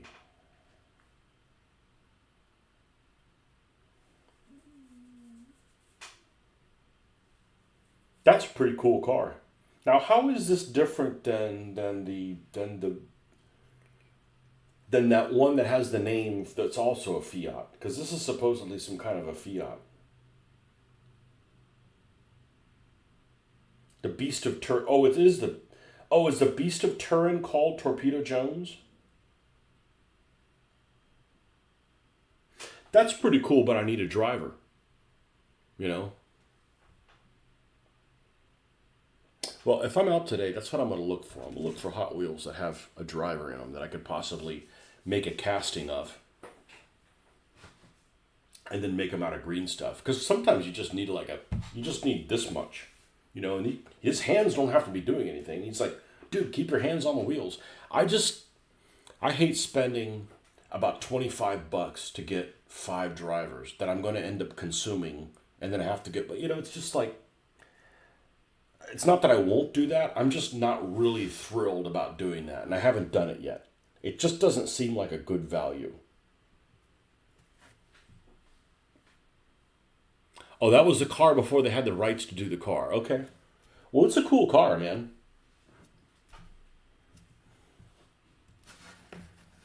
And the cars that are really cool are like some of those Formula One cars or race cars from like the 50s. The ones that have like the opening to the engine is almost shaped like a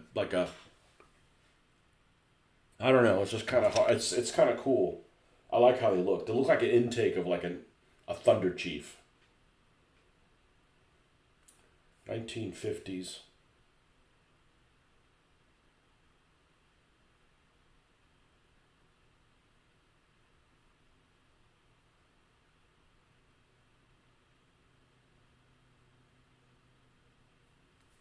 Yeah, some of these old cars are.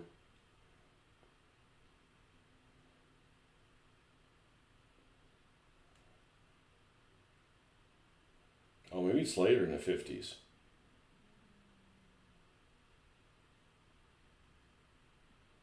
This is a cool looking car. Yeah, here you go.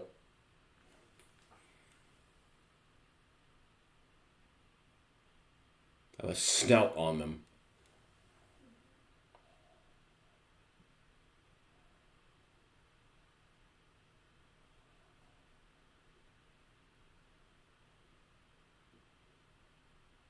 Pretty cool.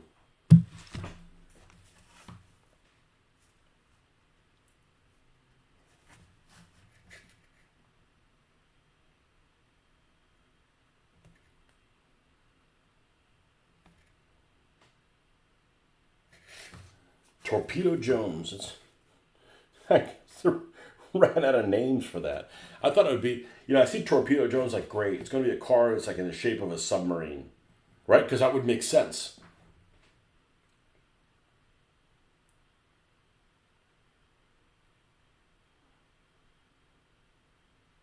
I got that one car that's in the shape of a B-17. It sounded like a good idea at the time. Like I think the B-17 is just too damn small. It's just not going to be useful for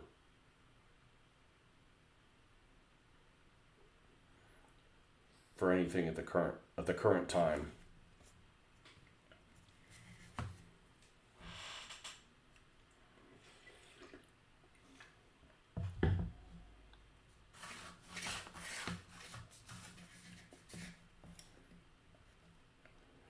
As you can see, this is not a quick process. It doesn't matter. It's probably the only church I'm going to have.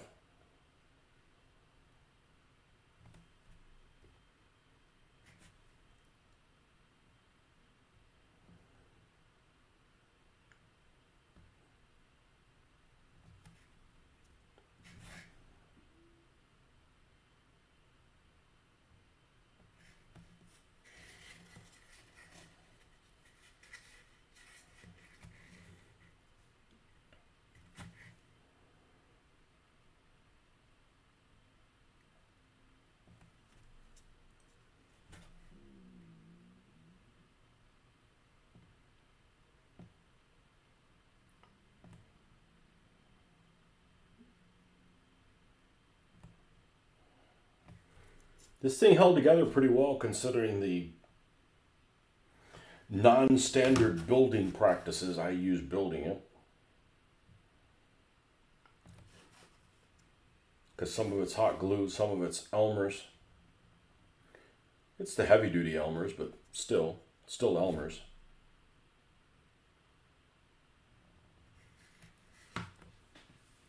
You got the driver from that vehicle. That's kind of what I was trying to tell you. I got a driver from the Torpedo Jones because it comes with a driver. I have to look for it. Another vehicle that would probably work with the little motif thing that you got going on. There's actually a fair number of 20s through 40s vehicles you could use. And you're probably thinking of before the 40s. Because the 40s you start looking into like vehicles that are full body, like a 49 Mercury or something like that. You're probably not going for those type of things, but I saw like a convertible that would like a Cadillac convertible that would work like if I was doing like some World War II type of stuff. It looked pretty good, but it was a convertible. Again, I'm like, okay, it's a convertible. I can't really use that because I don't have a driver for it. But I think if I cast one of those guys and then I pull him out before he's fully dry, maybe I can manipulate him a little bit. You know, I don't want his hands doing anything. I just want him to like, you know, fit in there. You know, I think it'll work. I hadn't realized that. I think that'll work.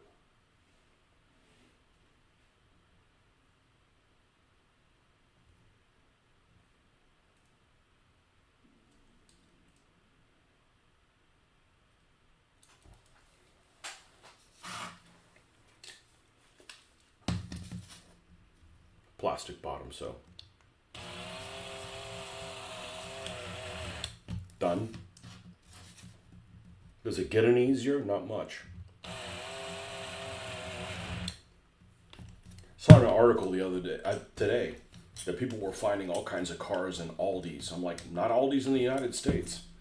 Our Aldi's suck. I don't know what they are in Britain, but the Aldi's in Spain, that was an awesome store. I don't think that they had die-cast vehicles, but let's see what we got here.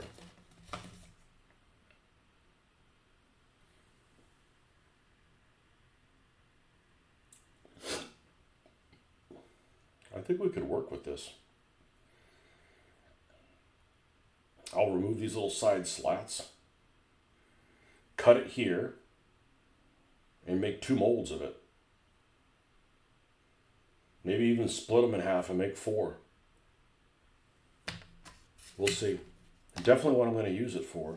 And then, do we need this thing to make this a wreck? Isn't Final Destination have like roller coasters and shit? I wouldn't watch movies like that. That's just disturbing. I don't like people getting killed for no good reason. There needs to be a reason why you're dying. Yeah, I just flipped this upside down or something, you know. These wheels come off too, though. Those are good wheels. I got to do one of them low riders with these tiny little wheels on it. These would be the tiny little wheels for it. But I think we'll try a casting out of that. Because even something like this, if I had one of these drivers, he'd fit in here okay. You know, and then it doesn't have to be a bumper car. You know, remove these wheels, put some big knobby wheels, put them in here, armor this thing up, you know, put some netting over them, and then put this dude where you can still see him, and I think this would make a decent vehicle. Bump and grind. Yep, put some kind of grinder thing on here. That's what this would be called, bump and grind. That's how I name things. Like, what's the first thing that comes to mind? Bump and grind. Okay. That's what it's called. 1940s cars in my game world are the high tech. Okay. Yeah, I like what you're doing with that, man. It makes sense. They're based on plane designs from the 1940s.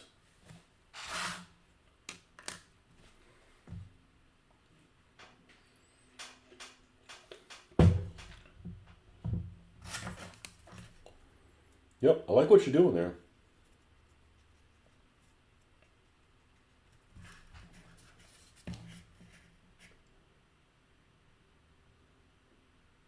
Did you ever watch that little race footage there at the beginning of Chitty Chitty Bang Bang?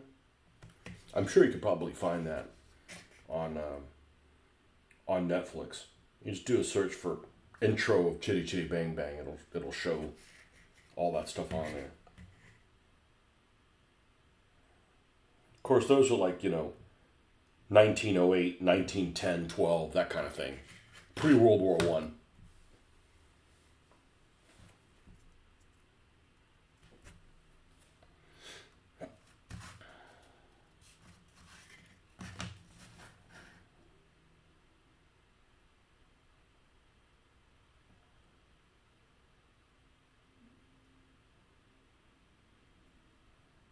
Well, I've got that stained glass thing with Jeremy Clarkson. I wonder if I could, turn him into,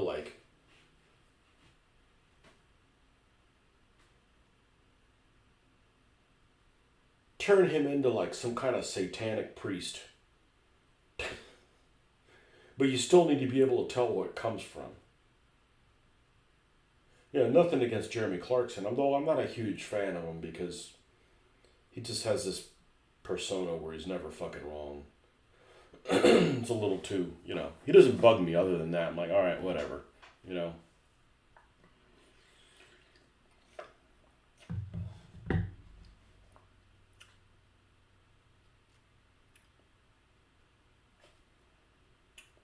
It's here somewhere.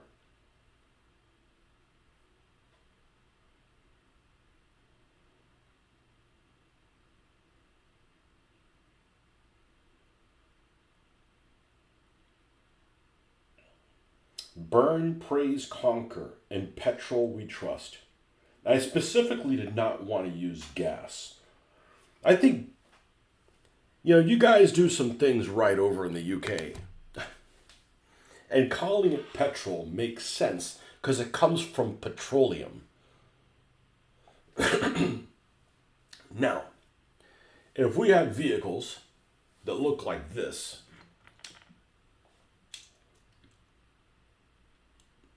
that ran on methane, yes, they should run on gas. So that actually makes sense.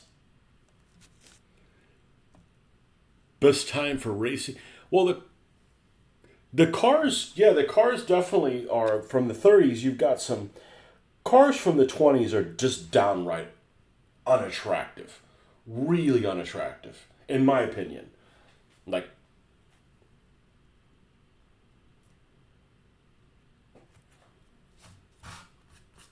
there's a lot of stuff from the 20s I don't like. Hairstyles on women, no. Don't like those 20s cars. 30s, yeah, they start looking cool. And the cars from the 50s, I'm not a fan of the cars from the 50s. I don't mean racing cars. I mean just like civilian cars. Like, I'm not a fan of, all the Eisenhower winged things.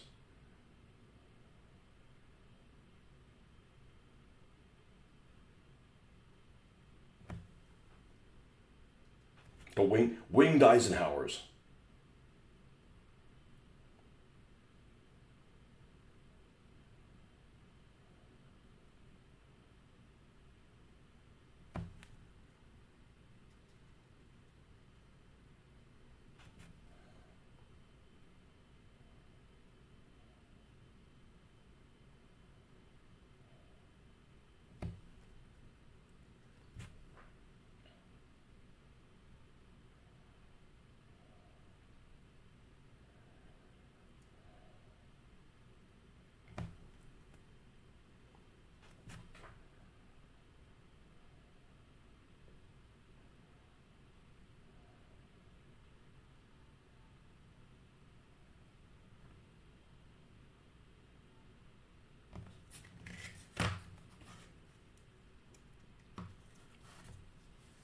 At the car in the 20s too. Pre-war Europe is a lot more interesting than whatever they are calling what came after. The beans and toast generation? I don't know.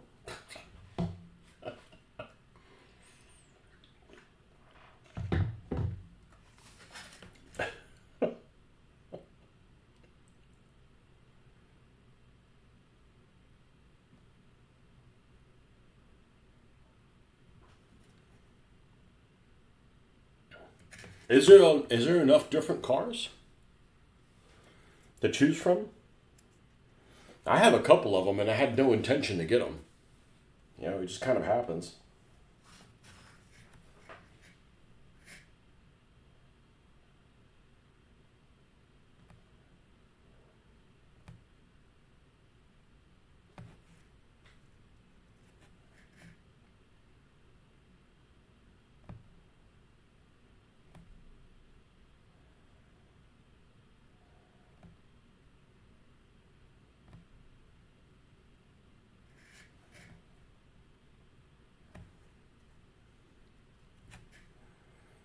Yeah, this is slow, but you know what? If you do it right, you'd only have to do it one time.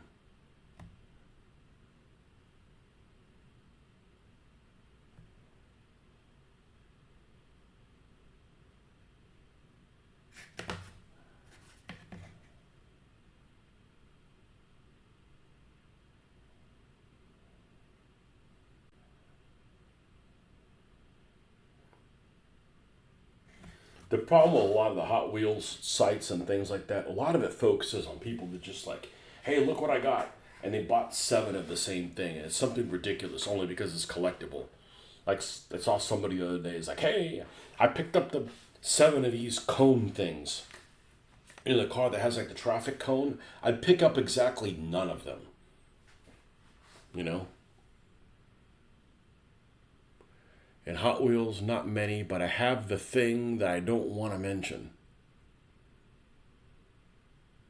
Okay. I don't know what that is. Probably you can 3D print it as many as you want.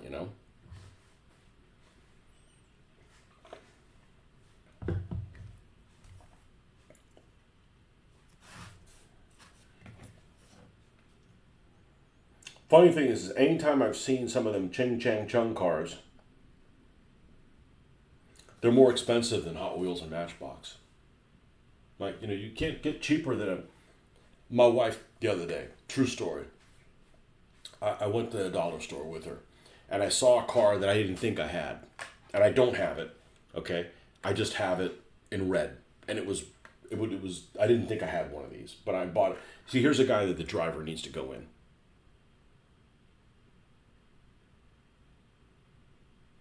Delage 15 is a great car from the 1920s. I'll look at that in a second. So I had this. I'm like, shit. I don't need another car. I'm getting to the point where I don't want it anymore.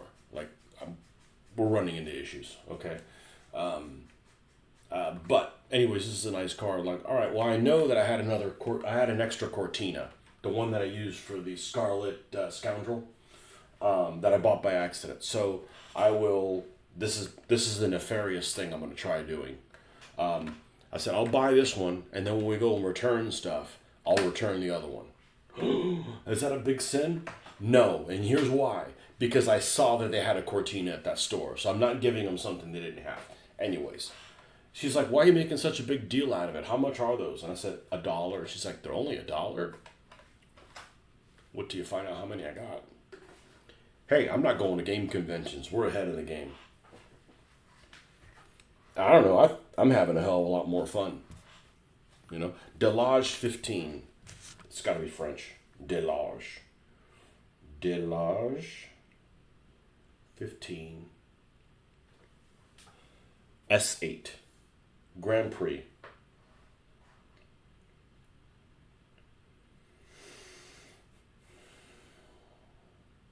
That's pretty cool. That's a pretty cool car. You into racing or just these cars?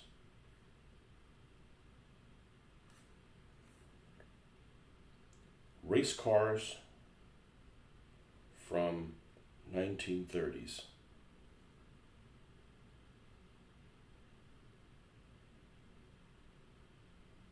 Yeah, some of these are pretty fucking cool.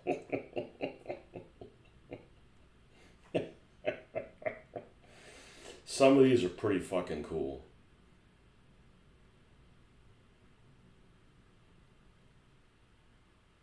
Man, I always wanted to do a soapbox derby. There's no hills in fucking Florida.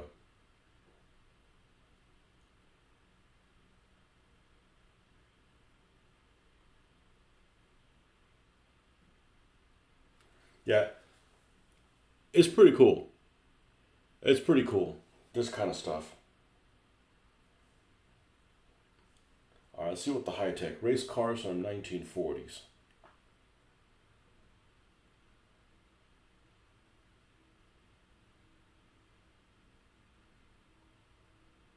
Man, this is pretty cool. That's pretty cool.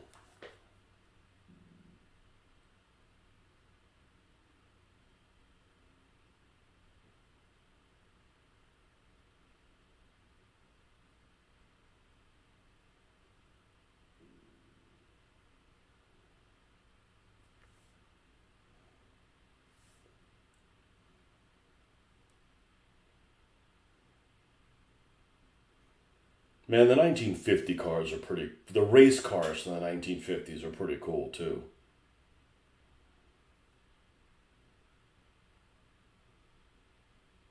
Man, I really like something like this. Doesn't necessarily have to be in red. Just needs guns though. The 1930s racing cars had records that weren't beat for 30 or 50 years. Wow. Huh. Auto Union Type C is your favorite streamlined version. Is neat. Auto Union Type C. It doesn't work a full day though. Auto Union. Auto Union. It doesn't pick up. It doesn't pick up a wrench that dropped because it's not in their job description.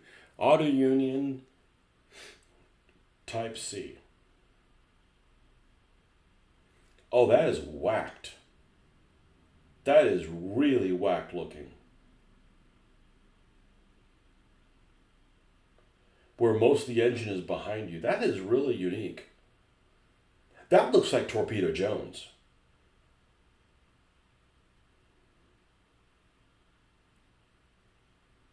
Yeah,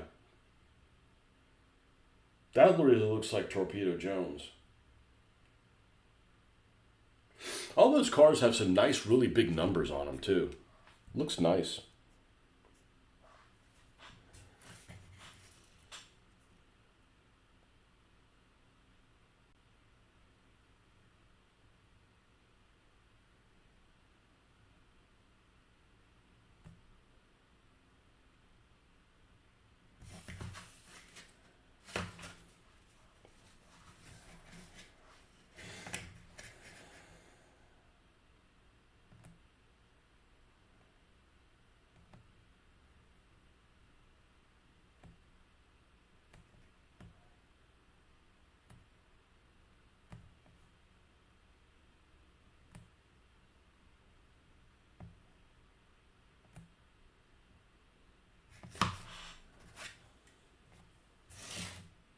You put my glasses on and step away from it, as I like to say.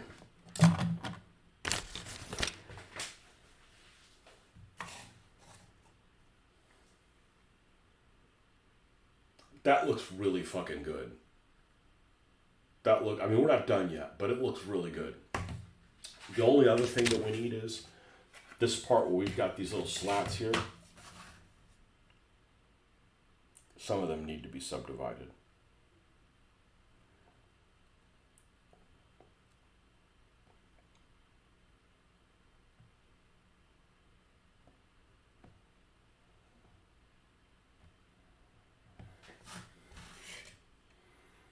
Yeah, that looks better.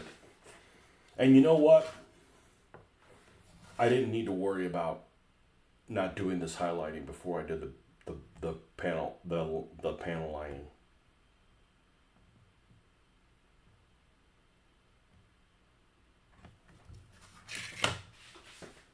I could do it first. Okay, well we're already mounted on that train, so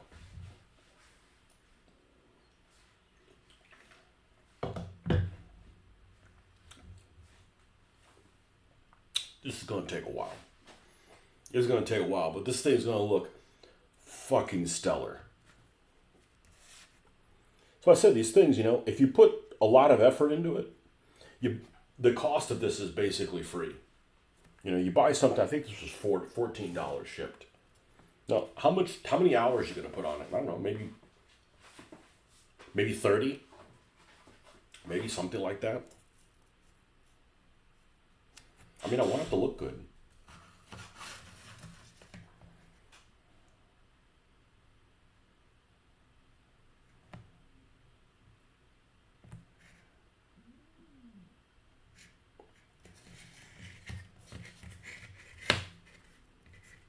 And it's not like it's a stressful 30 hours.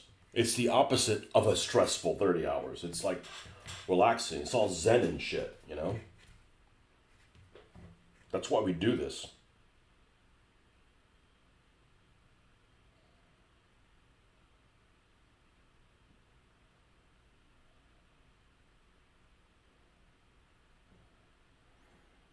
My wife was like, hey, you should sell some. Like, no.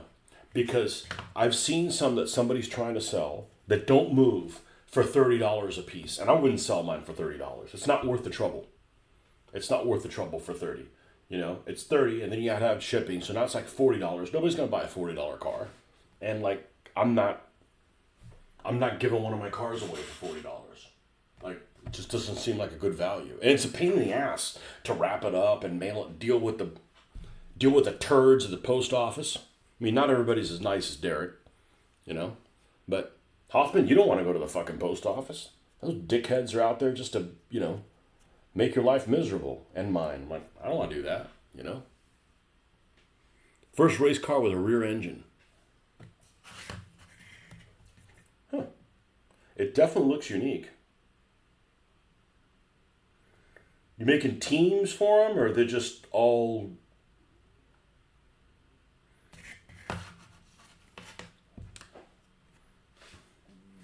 Shit, you come up with your own rules. You can come up with your own perks. I could come too. It's just like, you know, I got to keep myself like bolted down a little bit, you know, by within a framework.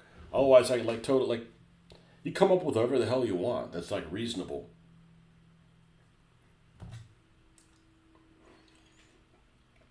Doesn't matter. It's only a problem with it's like, you know, Frank comes over and Frank only plays this one car. That's the one he likes. Well, Frank's the fucking problem, right? It's people like Frank that make wargaming or gaming a problem. Like, dude, okay, you play this one. Then next time, give yourself a challenge. Play something a little different.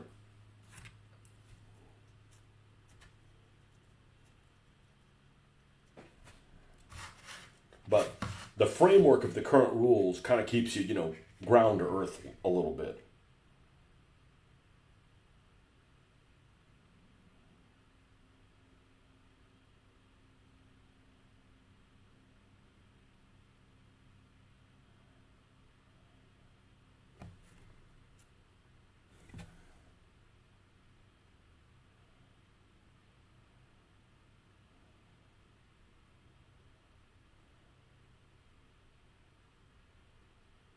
Could have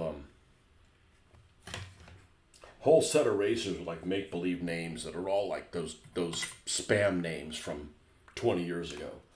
They used to get spam messages at work all the time, and they were from first and last names that were completely randomized, thrown together. You know, so you'd get something from Jackson Jones or something like that, or you know, you'd have a first name that sounded like a last name and a last name that sounded like a first name, like Rabinowitz John or something like that. You know.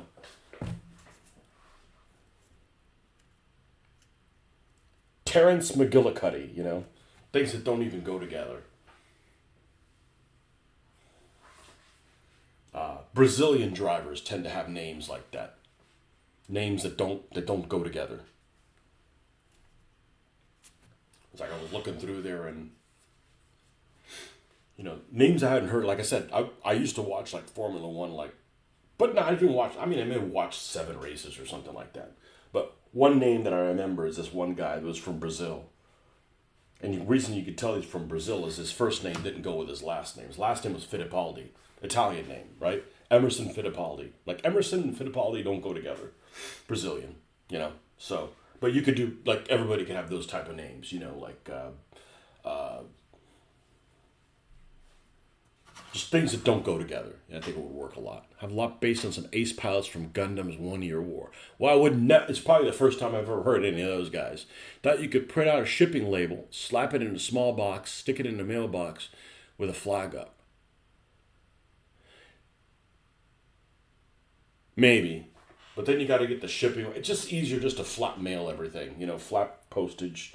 I don't want to get rid of shit. It's not like I'd have the last time I shipped a bunch of things out. It's when whatchamacallit bought. I got with who's those people that are out in Wisconsin that buy shit, and you basically send them a list of what games you have, and then they send you the shipping label, and then you just put it on a box, and they take care of the shipping.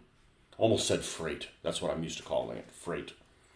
They ship truckload things, not individual boxes.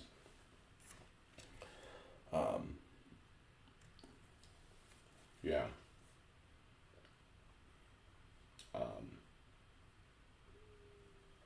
What's the name of that place? They're all over the internet. Anyways, they take care of the freight, so it's not like say there I go calling it freight. You don't have to worry about figuring out how much it is and getting burnt on that. I also built a tank for my game. It's a mix between 1914 SAR tank and Gundam's Big Zam.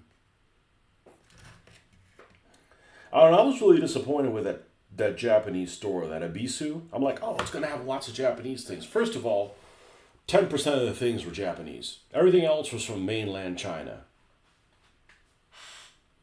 Not, the non-Formosa. That's what I'm going to start calling it. You shouldn't call it Taiwan. I agree. I'm not going to call it Taiwan. I'm calling it Formosa. Fuck you. It's Formosa. Anyways, from non-Formosa China. And they didn't have anything. They didn't have anything cool. And I like Japanese shit, But everything was like made for these grown men that are into anime. Sorry, no offense, but I'm just talking about these, guys who never had a job before. Sitting in a basement. It was just really weird. It was like 13-year-old girl. It was a cool store, but it was like nothing here for me. Very disappointing. Noble Knight, yeah, Noble Knight.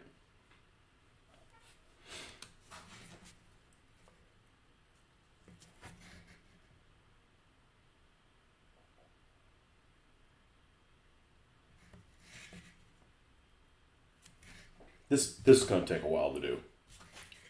I'm not worried. I'm not going to start anything until this is done. Like, we're not going to do any other fucking... I may make a casting for these figures. And I'll probably do that today. At some point. I want to see if that's a way forward. That's going to open up. And if that works, we're going to be buying other cars. Well, I'm actually going to... I know I don't have any cars with figures in them. I'm going to look for some cars with figures in them out of Hot Wheels and make castings of them. If that works. I don't see why it wouldn't. I've done castings of things that are less complicated than this. So, the only thing I don't like about making the castings is you gotta wait for the damn green stuff to dry. Which is, overnight. I'm like, dude, I want to work on it now, man. Put me in, coach. Put me in.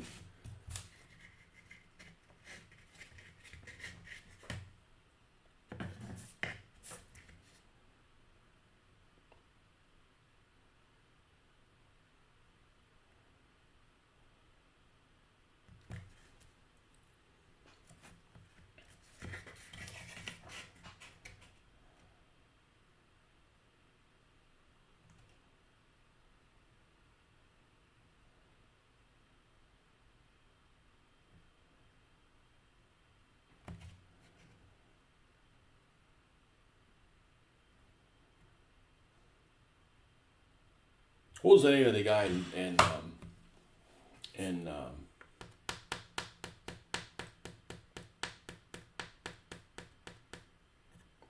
Wolfenstein? Was it Wolfenstein? Or was it Doom? B.J. Blazkowicz. That would be a good name for a driver. B.J. Blazkowicz.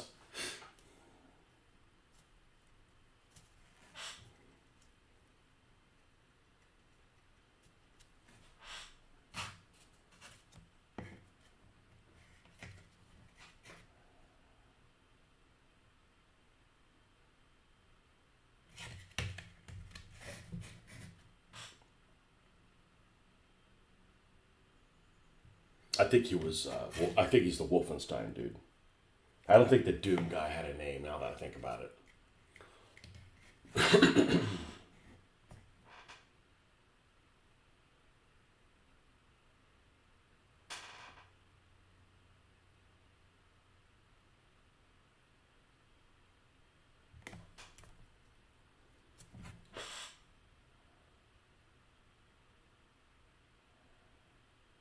But I'm going to buy a big tub. By tub, I mean this size of Craft Black, and I think I'm going to use that with the with a little bit of the Elmer's, and paint some of the terrain with that. I think that's probably the better way to go. I like the fact that I airbrushed a couple pieces and it's crunchy. So in other words, when I try to move it, like little bits come off. Even though it's like the right shape, I think I need to coat it in something that's, I'm not going to paint it like bits come off and annoy me, you know.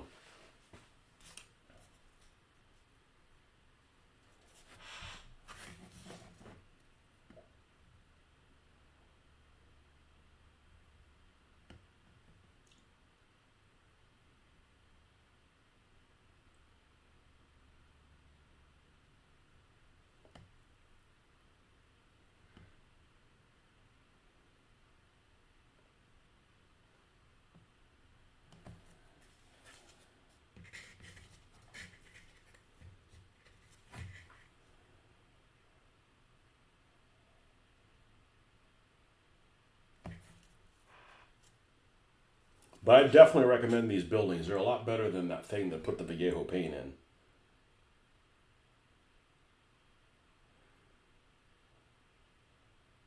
That the fit and finish on it was too tight.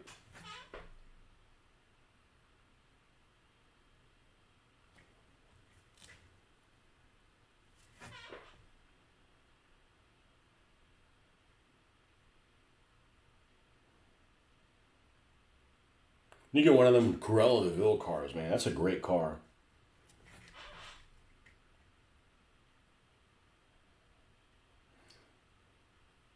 I just found it in a junk pile at the secondhand store.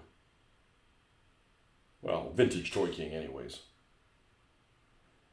And it makes it sound like it was all beat up. No, it was in great. It was fine shape. Just wasn't. It wasn't on a card. Who fucking cares? I certainly don't.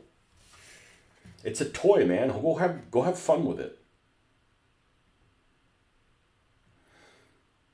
I had half a mind of taking all my cars off cards. I did. It would take up less space, but I think it'd be harder to find them. So that's the only reason I'm not doing it.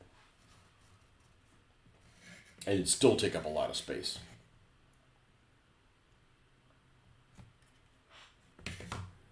And I also thought about categorizing. I'm like making a spreadsheet, but I'm like, I'm not retired. I don't need to do that. I know where they're not at. Like if I remember if I have a car, I remember where not to find it. So going through them isn't that difficult.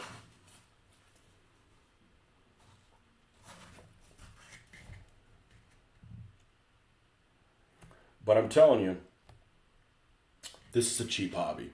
If you're buying, non-collectors things, it's a cheap hobby. I went to the flea market last weekend and it wasn't that they had trash. It just like, I just didn't feel like buying anything else. Sometimes I'm tapped out. Like, no, more isn't better.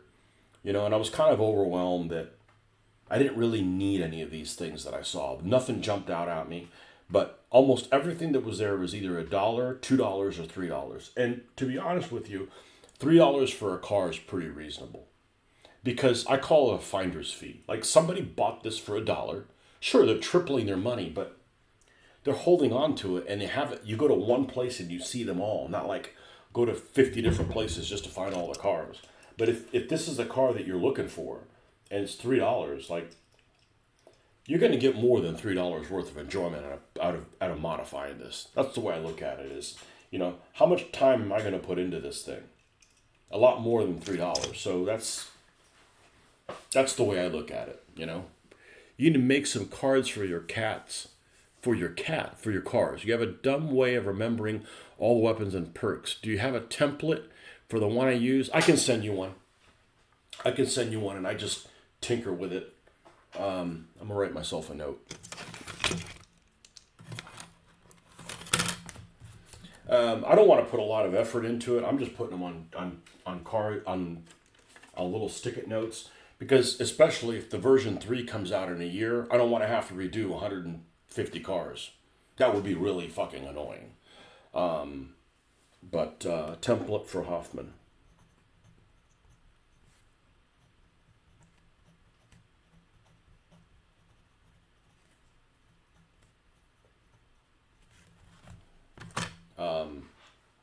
I try to color code it too, and then you print it, and then it looks. This blue looks exactly the same as the other blue. Like, dude, they're fucking different. I did them on purpose so it matches the car. You know, like if I did this car, I'd try to implement yellow and this, so at a glance you can see that they're the same color. When they're finished, like if I repainted this green, I wouldn't use those two colors, but it'd be a green car, just so at a glance you could find it. I'm not going to spend a lot of time on that, because I just don't want them to, version 3, to pull the rug out from under me, Take a chat GPT that will add a template and the info I give it and create the card for me. Well, you're a lot better with it than I am.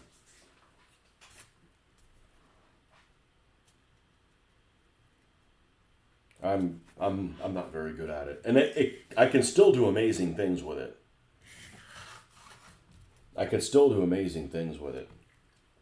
My wife is the one that uses it all the time, and she's floored with the kind of shit that it comes up with. It's really interesting. I don't have a problem with AI. I just don't want it to make decisions for me. I think it's just like having an advisory pool. I don't use it for everything, but it's like, why wouldn't you use it to make these posters, these billboards? Like, I'm not going to hand paint that. That would take thousands of hours. Thousands of hours.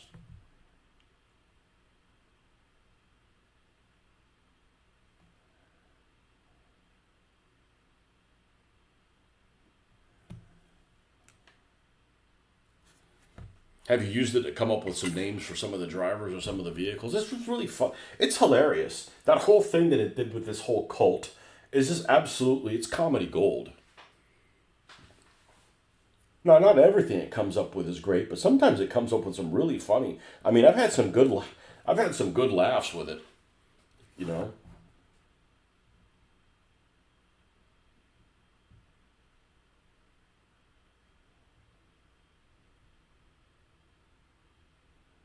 Makes you wonder where it draws from. Like, coming up with some of these prayers, and like, I wonder if it's like coming up with some satanic book or whatever. Like, yeah, well, we're not going to pray to anything like that. So it's all. And besides, we want to see these guys killed, and they want to die because that's their stupid religion is like that.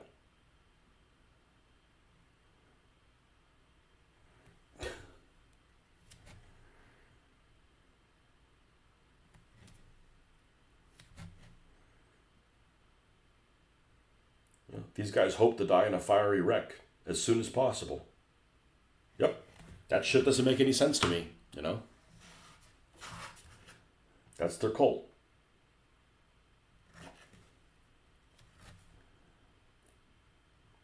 They're drinking the Kool-Aid, or in their case,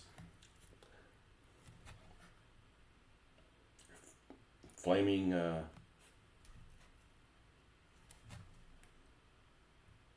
They drink Molotov cocktails, 2-for-1 Molotov cocktails.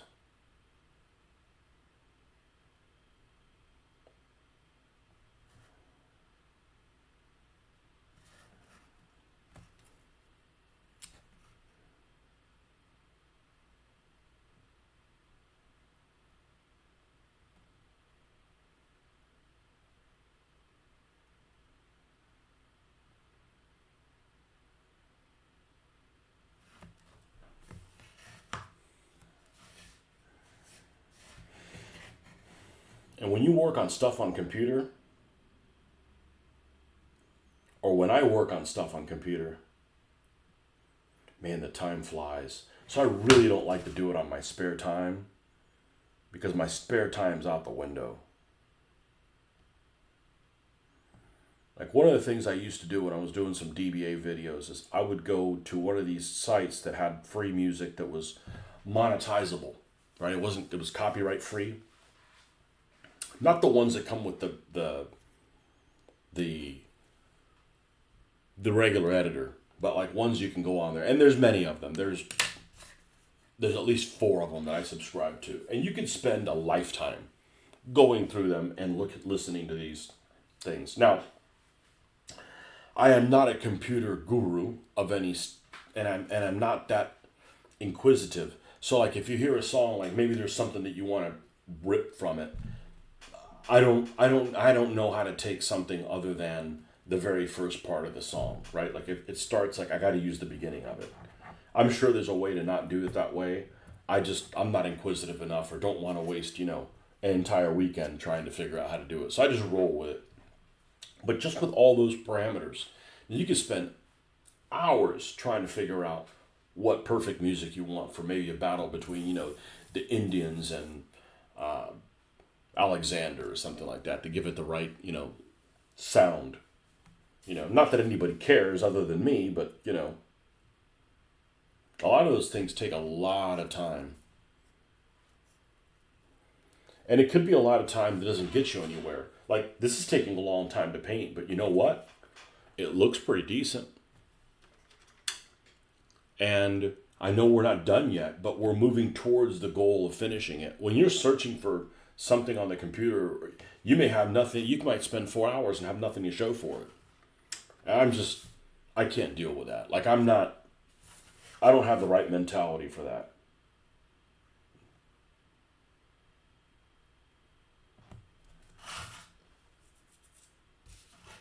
I gotta get more tea. Be right back.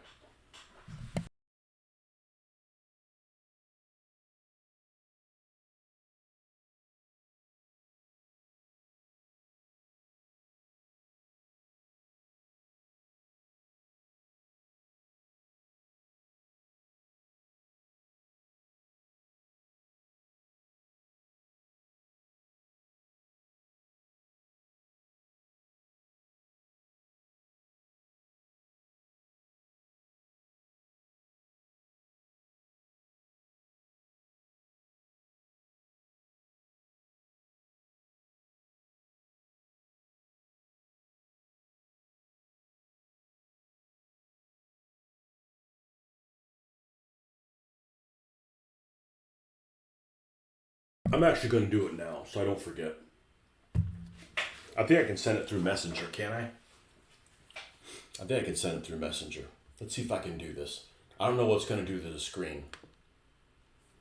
I assume you can still hear me. Let me go. Do I have this open?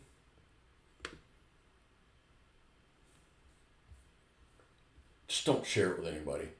I know. I don't. I don't have to tell you to do that.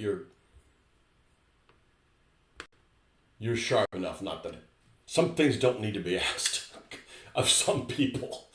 Let's see here. Let's go here, and let's find you. Come on. Oh, come on, man. Why are you acting like a retard? Okay. Now, attach a file up to 100 megabytes. I don't think it's bigger than 100 megabytes. It might be. Let's try. I believe the latest one is all cars. It's 40 megabytes. Okay. All right, I'm sending you the file now.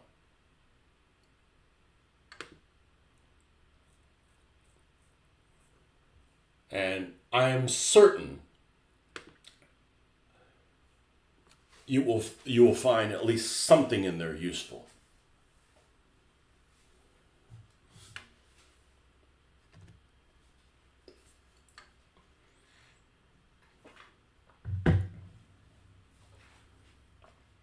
And that's the file that I use, because I like Excel because it's like graph paper. I want this over here. I want to move this over here. I want to move this here. I'll put this in a box. Like you can, it's spatially aware.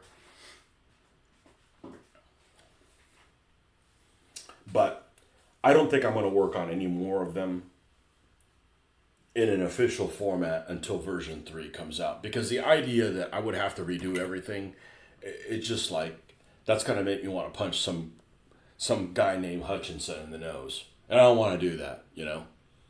So.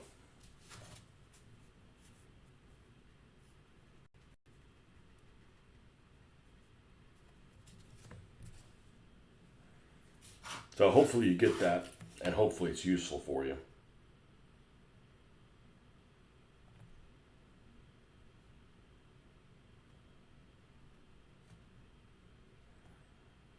But it sucks to play the game and not have something like that. Because just at a glance, if you have 3 cars and you see that one of them is a yellow car, and it's a sheet that's mostly yellow, and a red car that's sheet that's mostly red, you're not like, oh shit, I moved the gear on the wrong car kind of thing. You know, it's like, easy.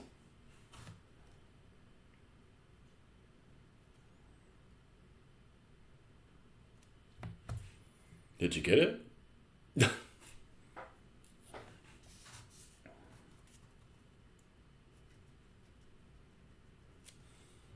You're busy putting on an Alibaba for sale. Or what was the other one? Temu? I know, whatever it's called. I don't think Temu could sell your own shit. I wouldn't know. Never been on there.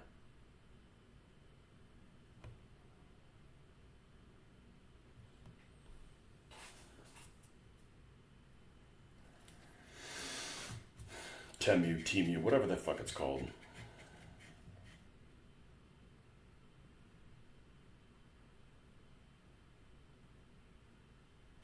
Not Alibaba, AliExpress.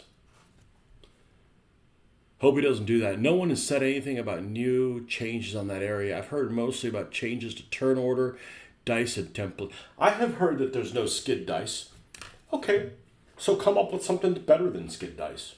You know, as long as it's better, I'm all for it. I want more vehicle types. That's all. Like just like the those house rules they came up with the compact car. More shit like that. More like station wagon or big pickup truck or something.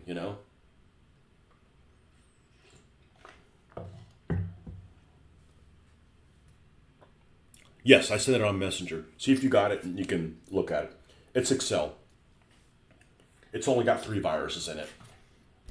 I don't know that I've gotten any viruses on the computer. The computer is, but I don't surf with it or anything. I use it for pretty much this, playing an occasional video game. That's about it.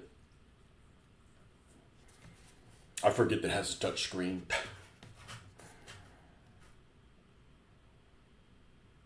And it's going on it's 6 years old, and it's been pretty solid.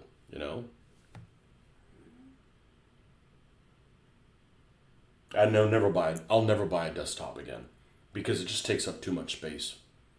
I can take this with me if I go somewhere. Not that I'd really do that anymore because I got that before I got a phone that was fancy. So I do almost everything on here on the phone.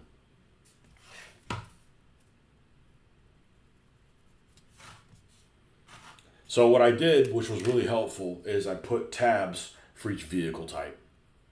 So all my trucks are on one tab, and it's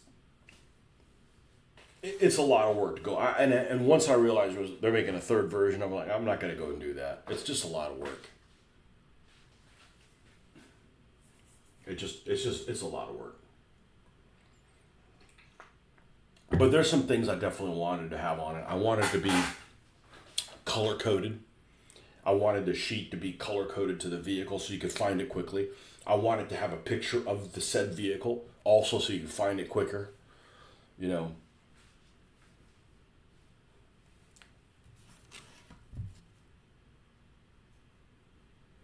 I mean, shit, I may not play again until version 3 comes out. I don't know. It's just I'm not worried about it.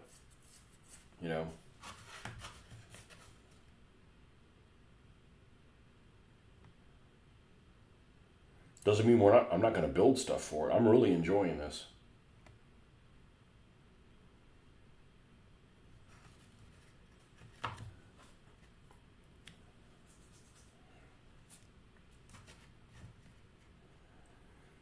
know he's putting these. Let's do.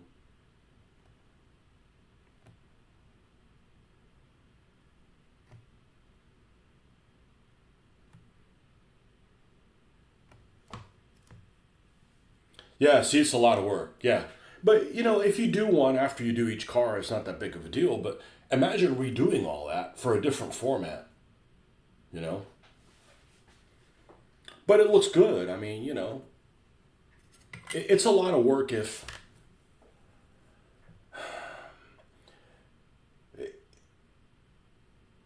It's a lot of work if you have to redo it all, you know?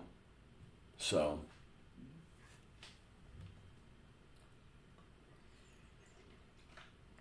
And I wish they were real small. So you get that, and then you print, and you get this. And it's half a one and an 8.5. There's a little bit of waste. You've seen these in it.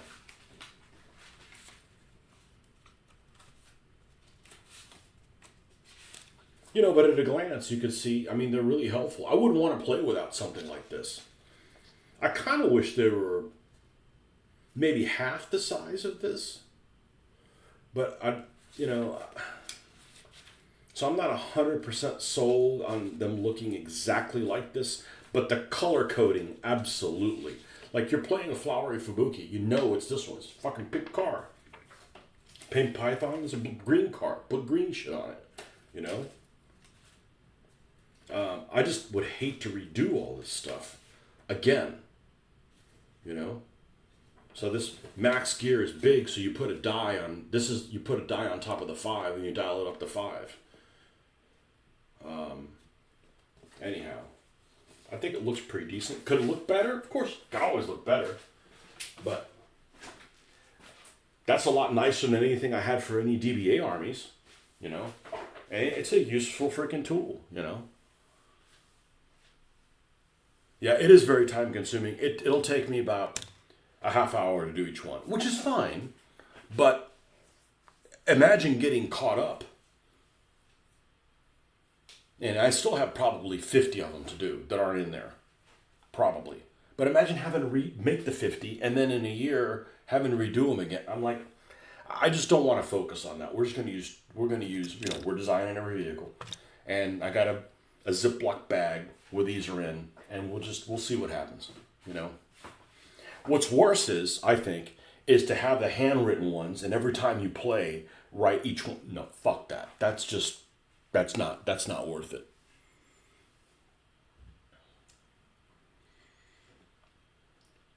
Yeah, like, let's say I build a new truck, right? So what I have to do is extend the sheet, go into the truck tab, extend the sheet, and take one that's already made that's kind of close and then paste it. Then take that picture out, add a new picture, change the name of it, and then get the spacing. And you just have to fight with the spacing a little too much. I wish it was less fighting. And I'm familiar with Excel, but the reason I like Excel is like, where your borders are, the size of your boxes, and you can kind of, extend, and it's just a lot of work. It's not bad, but it's just like, to have that taken away from me in a year is like, that's just not acceptable. It's just not acceptable to have that sort of thing. Making those things isn't necessarily, it's not therapeutic. It's not that it's not fun. It's not therapeutic. This is therapeutic. Making a DBA equivalent of those cards would be cool. I don't know what I would go on it, but I think it would look cool. It would. It would.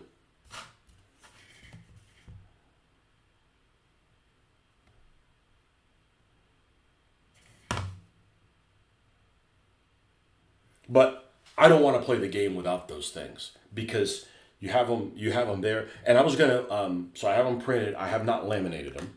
That was my intention, was to. But imagine if I did all that work, laminate them, and then this Hutchison guy comes up with another version of the rules, and that's not useful anymore. It's got to have different information. I'd have to fly to Britain to punch him in the nose. Boom. So part of me, a very small part of me, hopes version 3 sucks.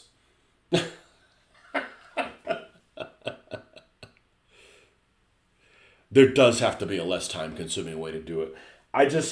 But in figuring it out, that would take even more time. And I'm like, so I'm just like, cool, just keep moving forward. I'm not going to build cars not designed. That would be sadistic. But it's the car part of it. The car building part of it is cool. Like, look at this. This isn't even going to play into the game. It's just background stuff. And look how much time it's taking. But I don't care because this is just, it's better than watching television.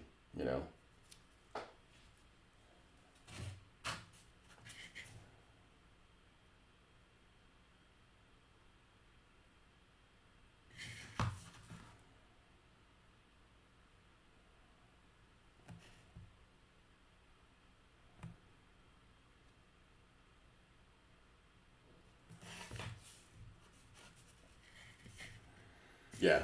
It's a lot of work, and I got plenty of work. I have plenty of work at work. I don't need more work when I'm not at work.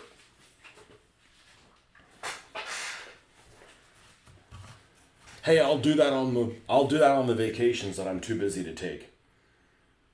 But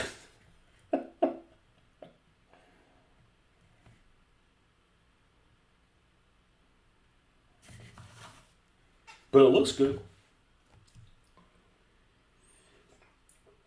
Now imagine doing it in Word. I fucking hate Word.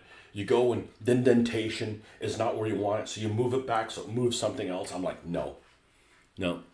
Have you seen the 3D printed ones? They're for FDM printers, not my resin printers, so I don't have any of them. I've seen them. The ones that look really cool are the ones that are made out of this stuff. MDF. They're expensive, like $10 a piece or something like that. I'm like, that's fine. You can print out as many as you want. You don't need to print more than one. They're reusable. I've never had to reprint one. I'd like for them to be laminated, but I'm not going to do that now. Finding out, but I'd like to like sit down once the version 3 comes out, and if I like it, come up with a version that's like a 3.5 by 5 card. You know, and then everything's there, and it's laminated. And it's this big, and then if you're running 3 cards, it'd be nice to fit 3 cars on a clipboard, right? So however big a clipboard is, 8.5 by 11, right? Small enough that 3 of them can fit on there. Because you're never running more than like 3 vehicles. And then they're right there, and they're laminated. I got a laminator, or my wife has a laminator. We have a laminator, and I'm glad I didn't laminate any of those because it would be annoying to spend all those resources, all that effort, and then there's another version of it. But I'm not sold completely on some of the fonts that I used. I like the font that I'm using that I normally post things in, and the equivalent in does not look great to me just yet. So this is the font that I like is,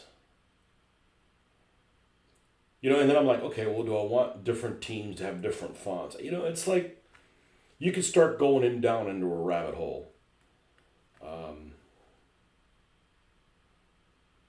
This is in the downloads. No wonder I can't find it.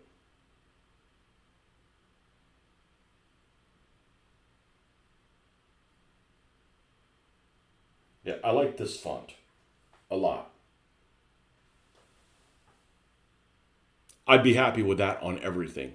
But when I've tried to put that on that Excel sheet, it doesn't look right. So it's like a comic type thing. I forget exactly what it's called, but I like that one. But do I want like Gothic looking one for the German? I don't know. So I'm like, it works good. It's kind of nondescript.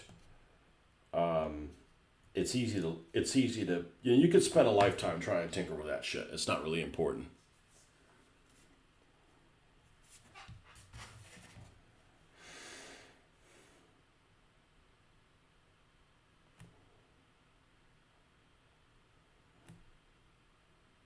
But I have a fair number of other vehicles to do, like a lot.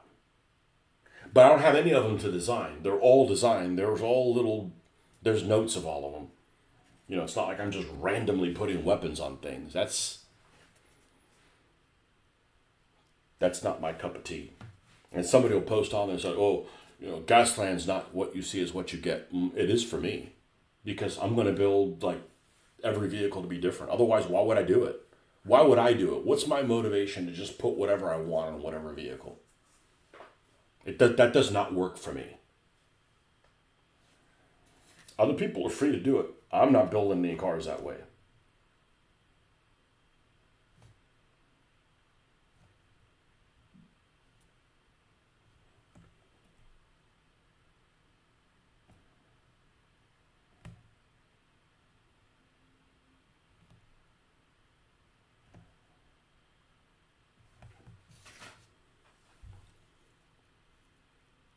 That is a.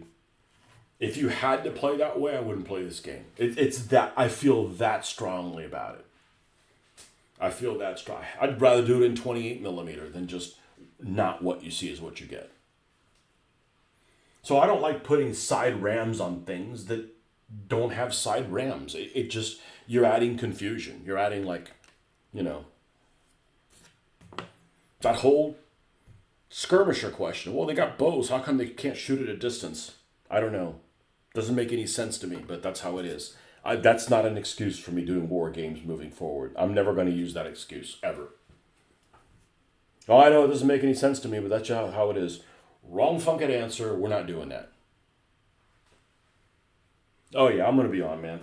Thanks for coming by. Maybe that what I sent you is some inspiration for something, but that's what we got going on. So, but I'm not going to waste any more time on it until this gets sorted out. That's just going to keep me from producing a bunch of cars. And the only reason I'm making this many cars is I'm telling you, it's therapeutic. I'm doing this so I don't go crazy. It's enjoyable.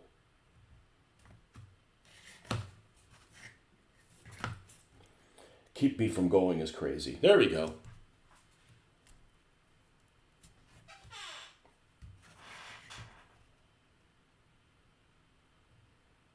Yeah, I'm not gonna work on any vehicles until this church is done.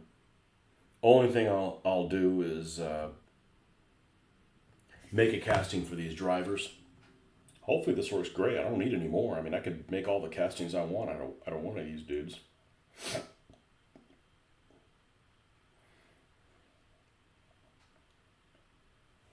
What do I have here that's open topped? Oh, this guy. What was he? This. One guy could totally fit in there, but I don't want to use the original.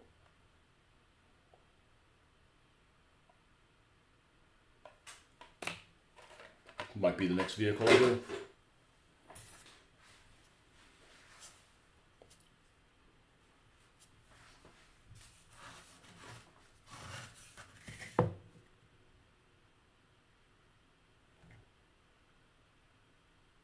Want to remove that 7 from the chest, though, or something that looks like a 7.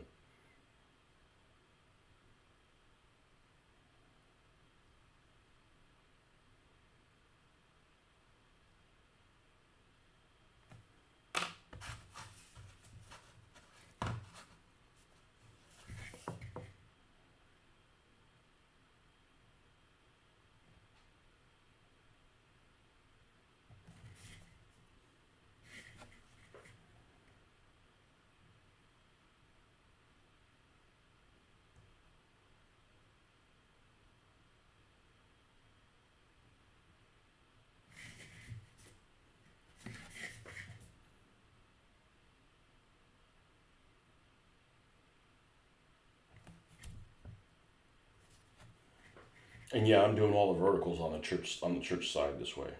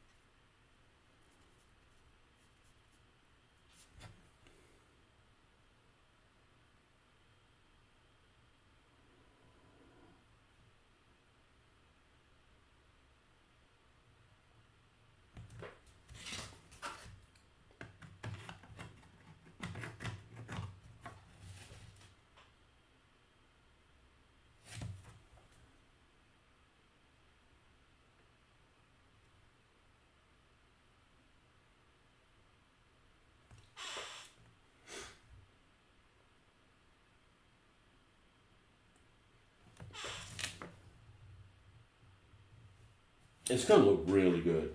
It's going to look really, really good.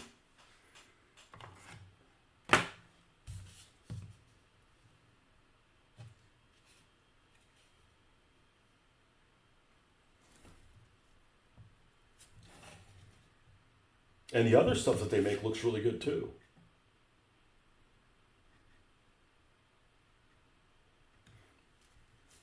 Got a couple different like Eastern Front looking buildings.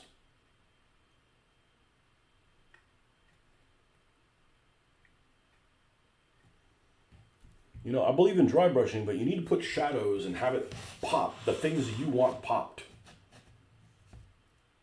Well, you don't have to do that. I do to be happy with it.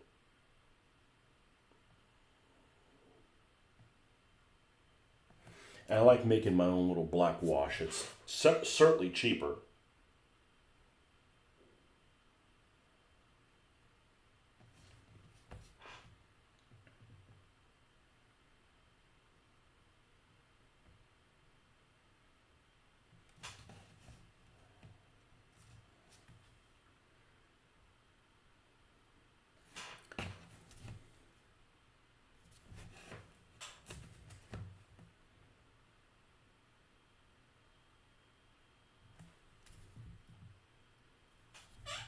I just wish I could do this and like watch television or something.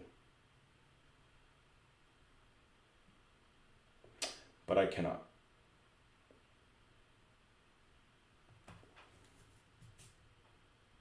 I did not get the multitasking gene.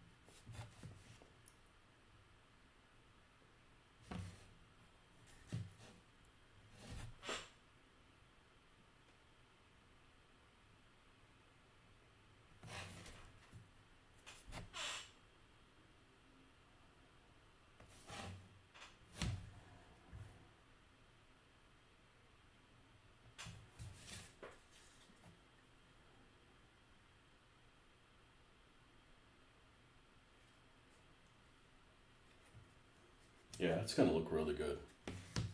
It takes some time. It's going to look really good. It's going to look like a bit of a schoolhouse.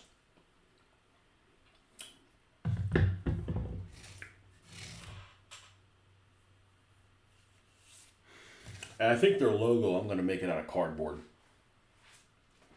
Because I'm worried about hand painting it here and not liking how it looks in that spot. So I'm going to make it out of cardboard to fit in that spot, and then I can move it in different places and go, no, I want it there, I don't want it there, I want it there, I don't want it there, that kind of thing.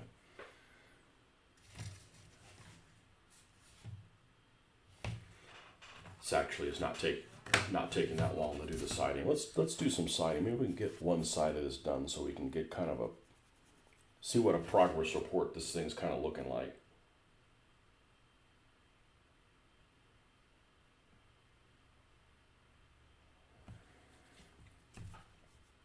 Still watered down. It's not like it's straight black, but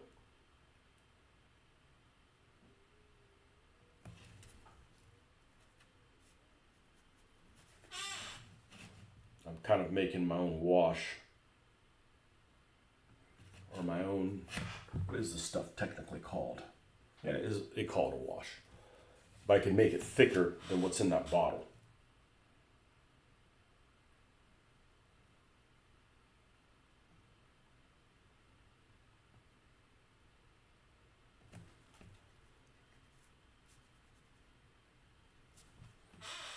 And with the price of craft paint, it's basically free.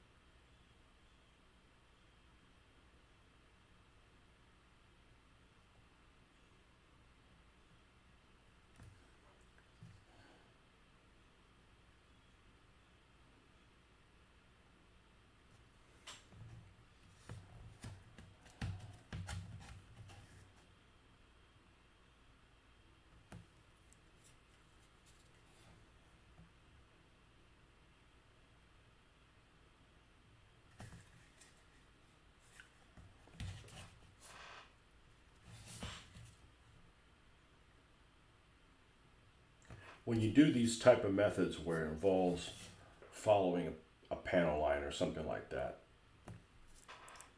the cool thing about it is I feel like you're really enjoying, whether you realize it or not, all the nooks and crannies or the detail of whatever it is that you're doing.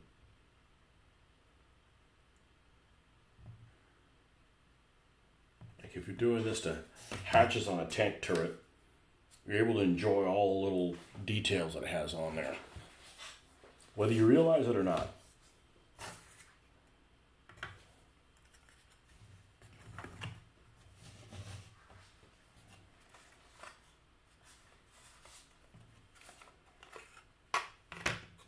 Yeah, it's basically the difference between, do you want it to look like this or do you want it to look like this? And the panels just don't, the slats don't stand out like this. You need to make the lines a little stronger.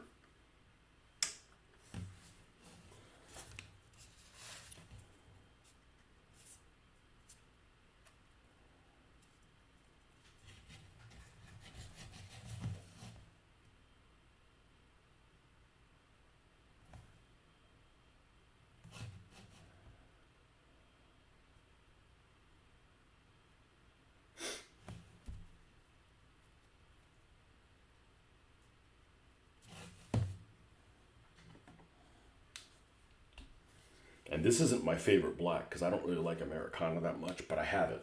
I actually don't know how many. I don't know how I've had that many bottles of it, but white.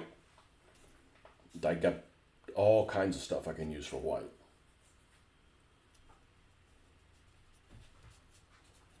No point going and buying your favorite brand if you got one here that works.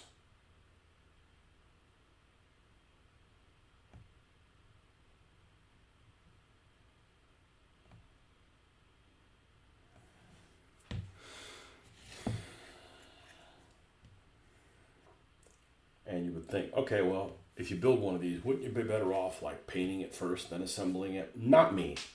That's overwhelming. I don't have anything to show for it, you know.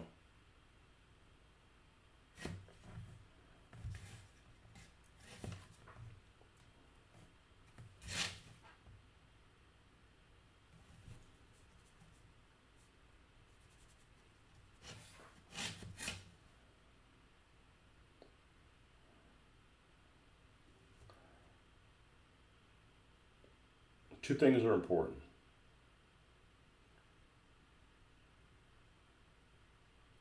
That it turns out well and that you stay motivated. Because if it turns out well and you're not motivated, you're going to stop doing it. So both things need to be in balance. And for me, the best way to do it is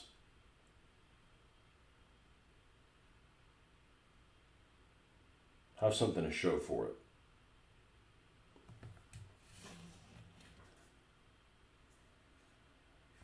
Like if I'm working on a project where I got to paint a mass of figures, I'd rather paint them by the individual.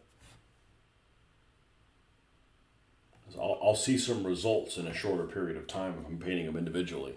If you're painting them in mass, you're like, all right, sandal, sandal, sandal, sandal. Okay, next shade up of the sandal. Next thing up. At the end of the couple hours, all you have is a bunch of sandals painted. You don't know how it looks together compared to anything else. You don't know if it's if you brought it up. It just doesn't. That system does not work for me. I've tried it. It doesn't work for me.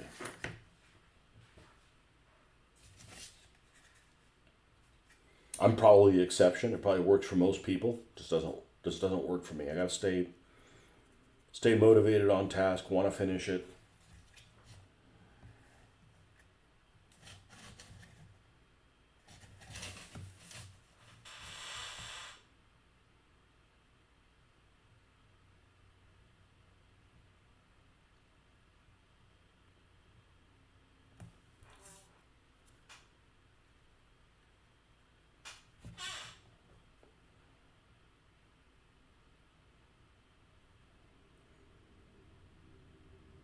When I stopped buying brushes at a hobby store and started buying them at somewhere other than a hobby store, you go to a hobby store and they almost always have round, round, round, round, round, round, round. I don't like rounds. I like liners. Liners are really useful for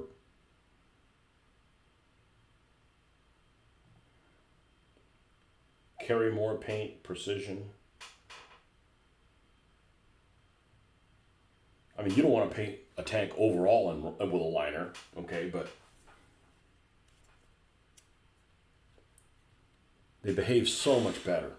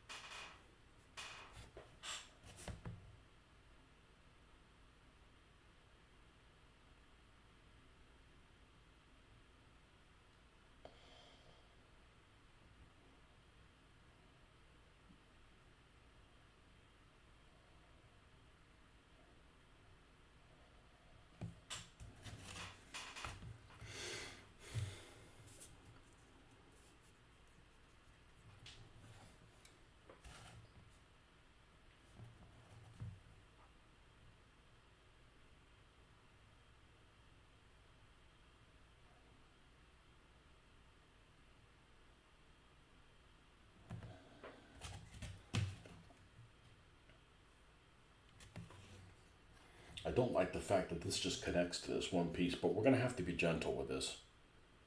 We certainly don't want to do all this work and it just go to shit. And there's still lots more steps. It's not like, oh, well, you're going to do the black line, you're done then. Nope.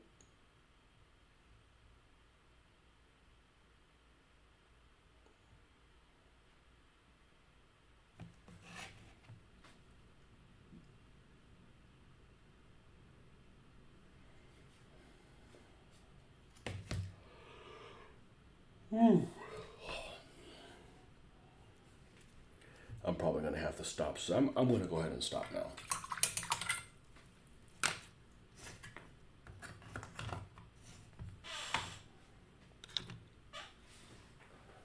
Lots left to go, but it's definitely, here's the difference. This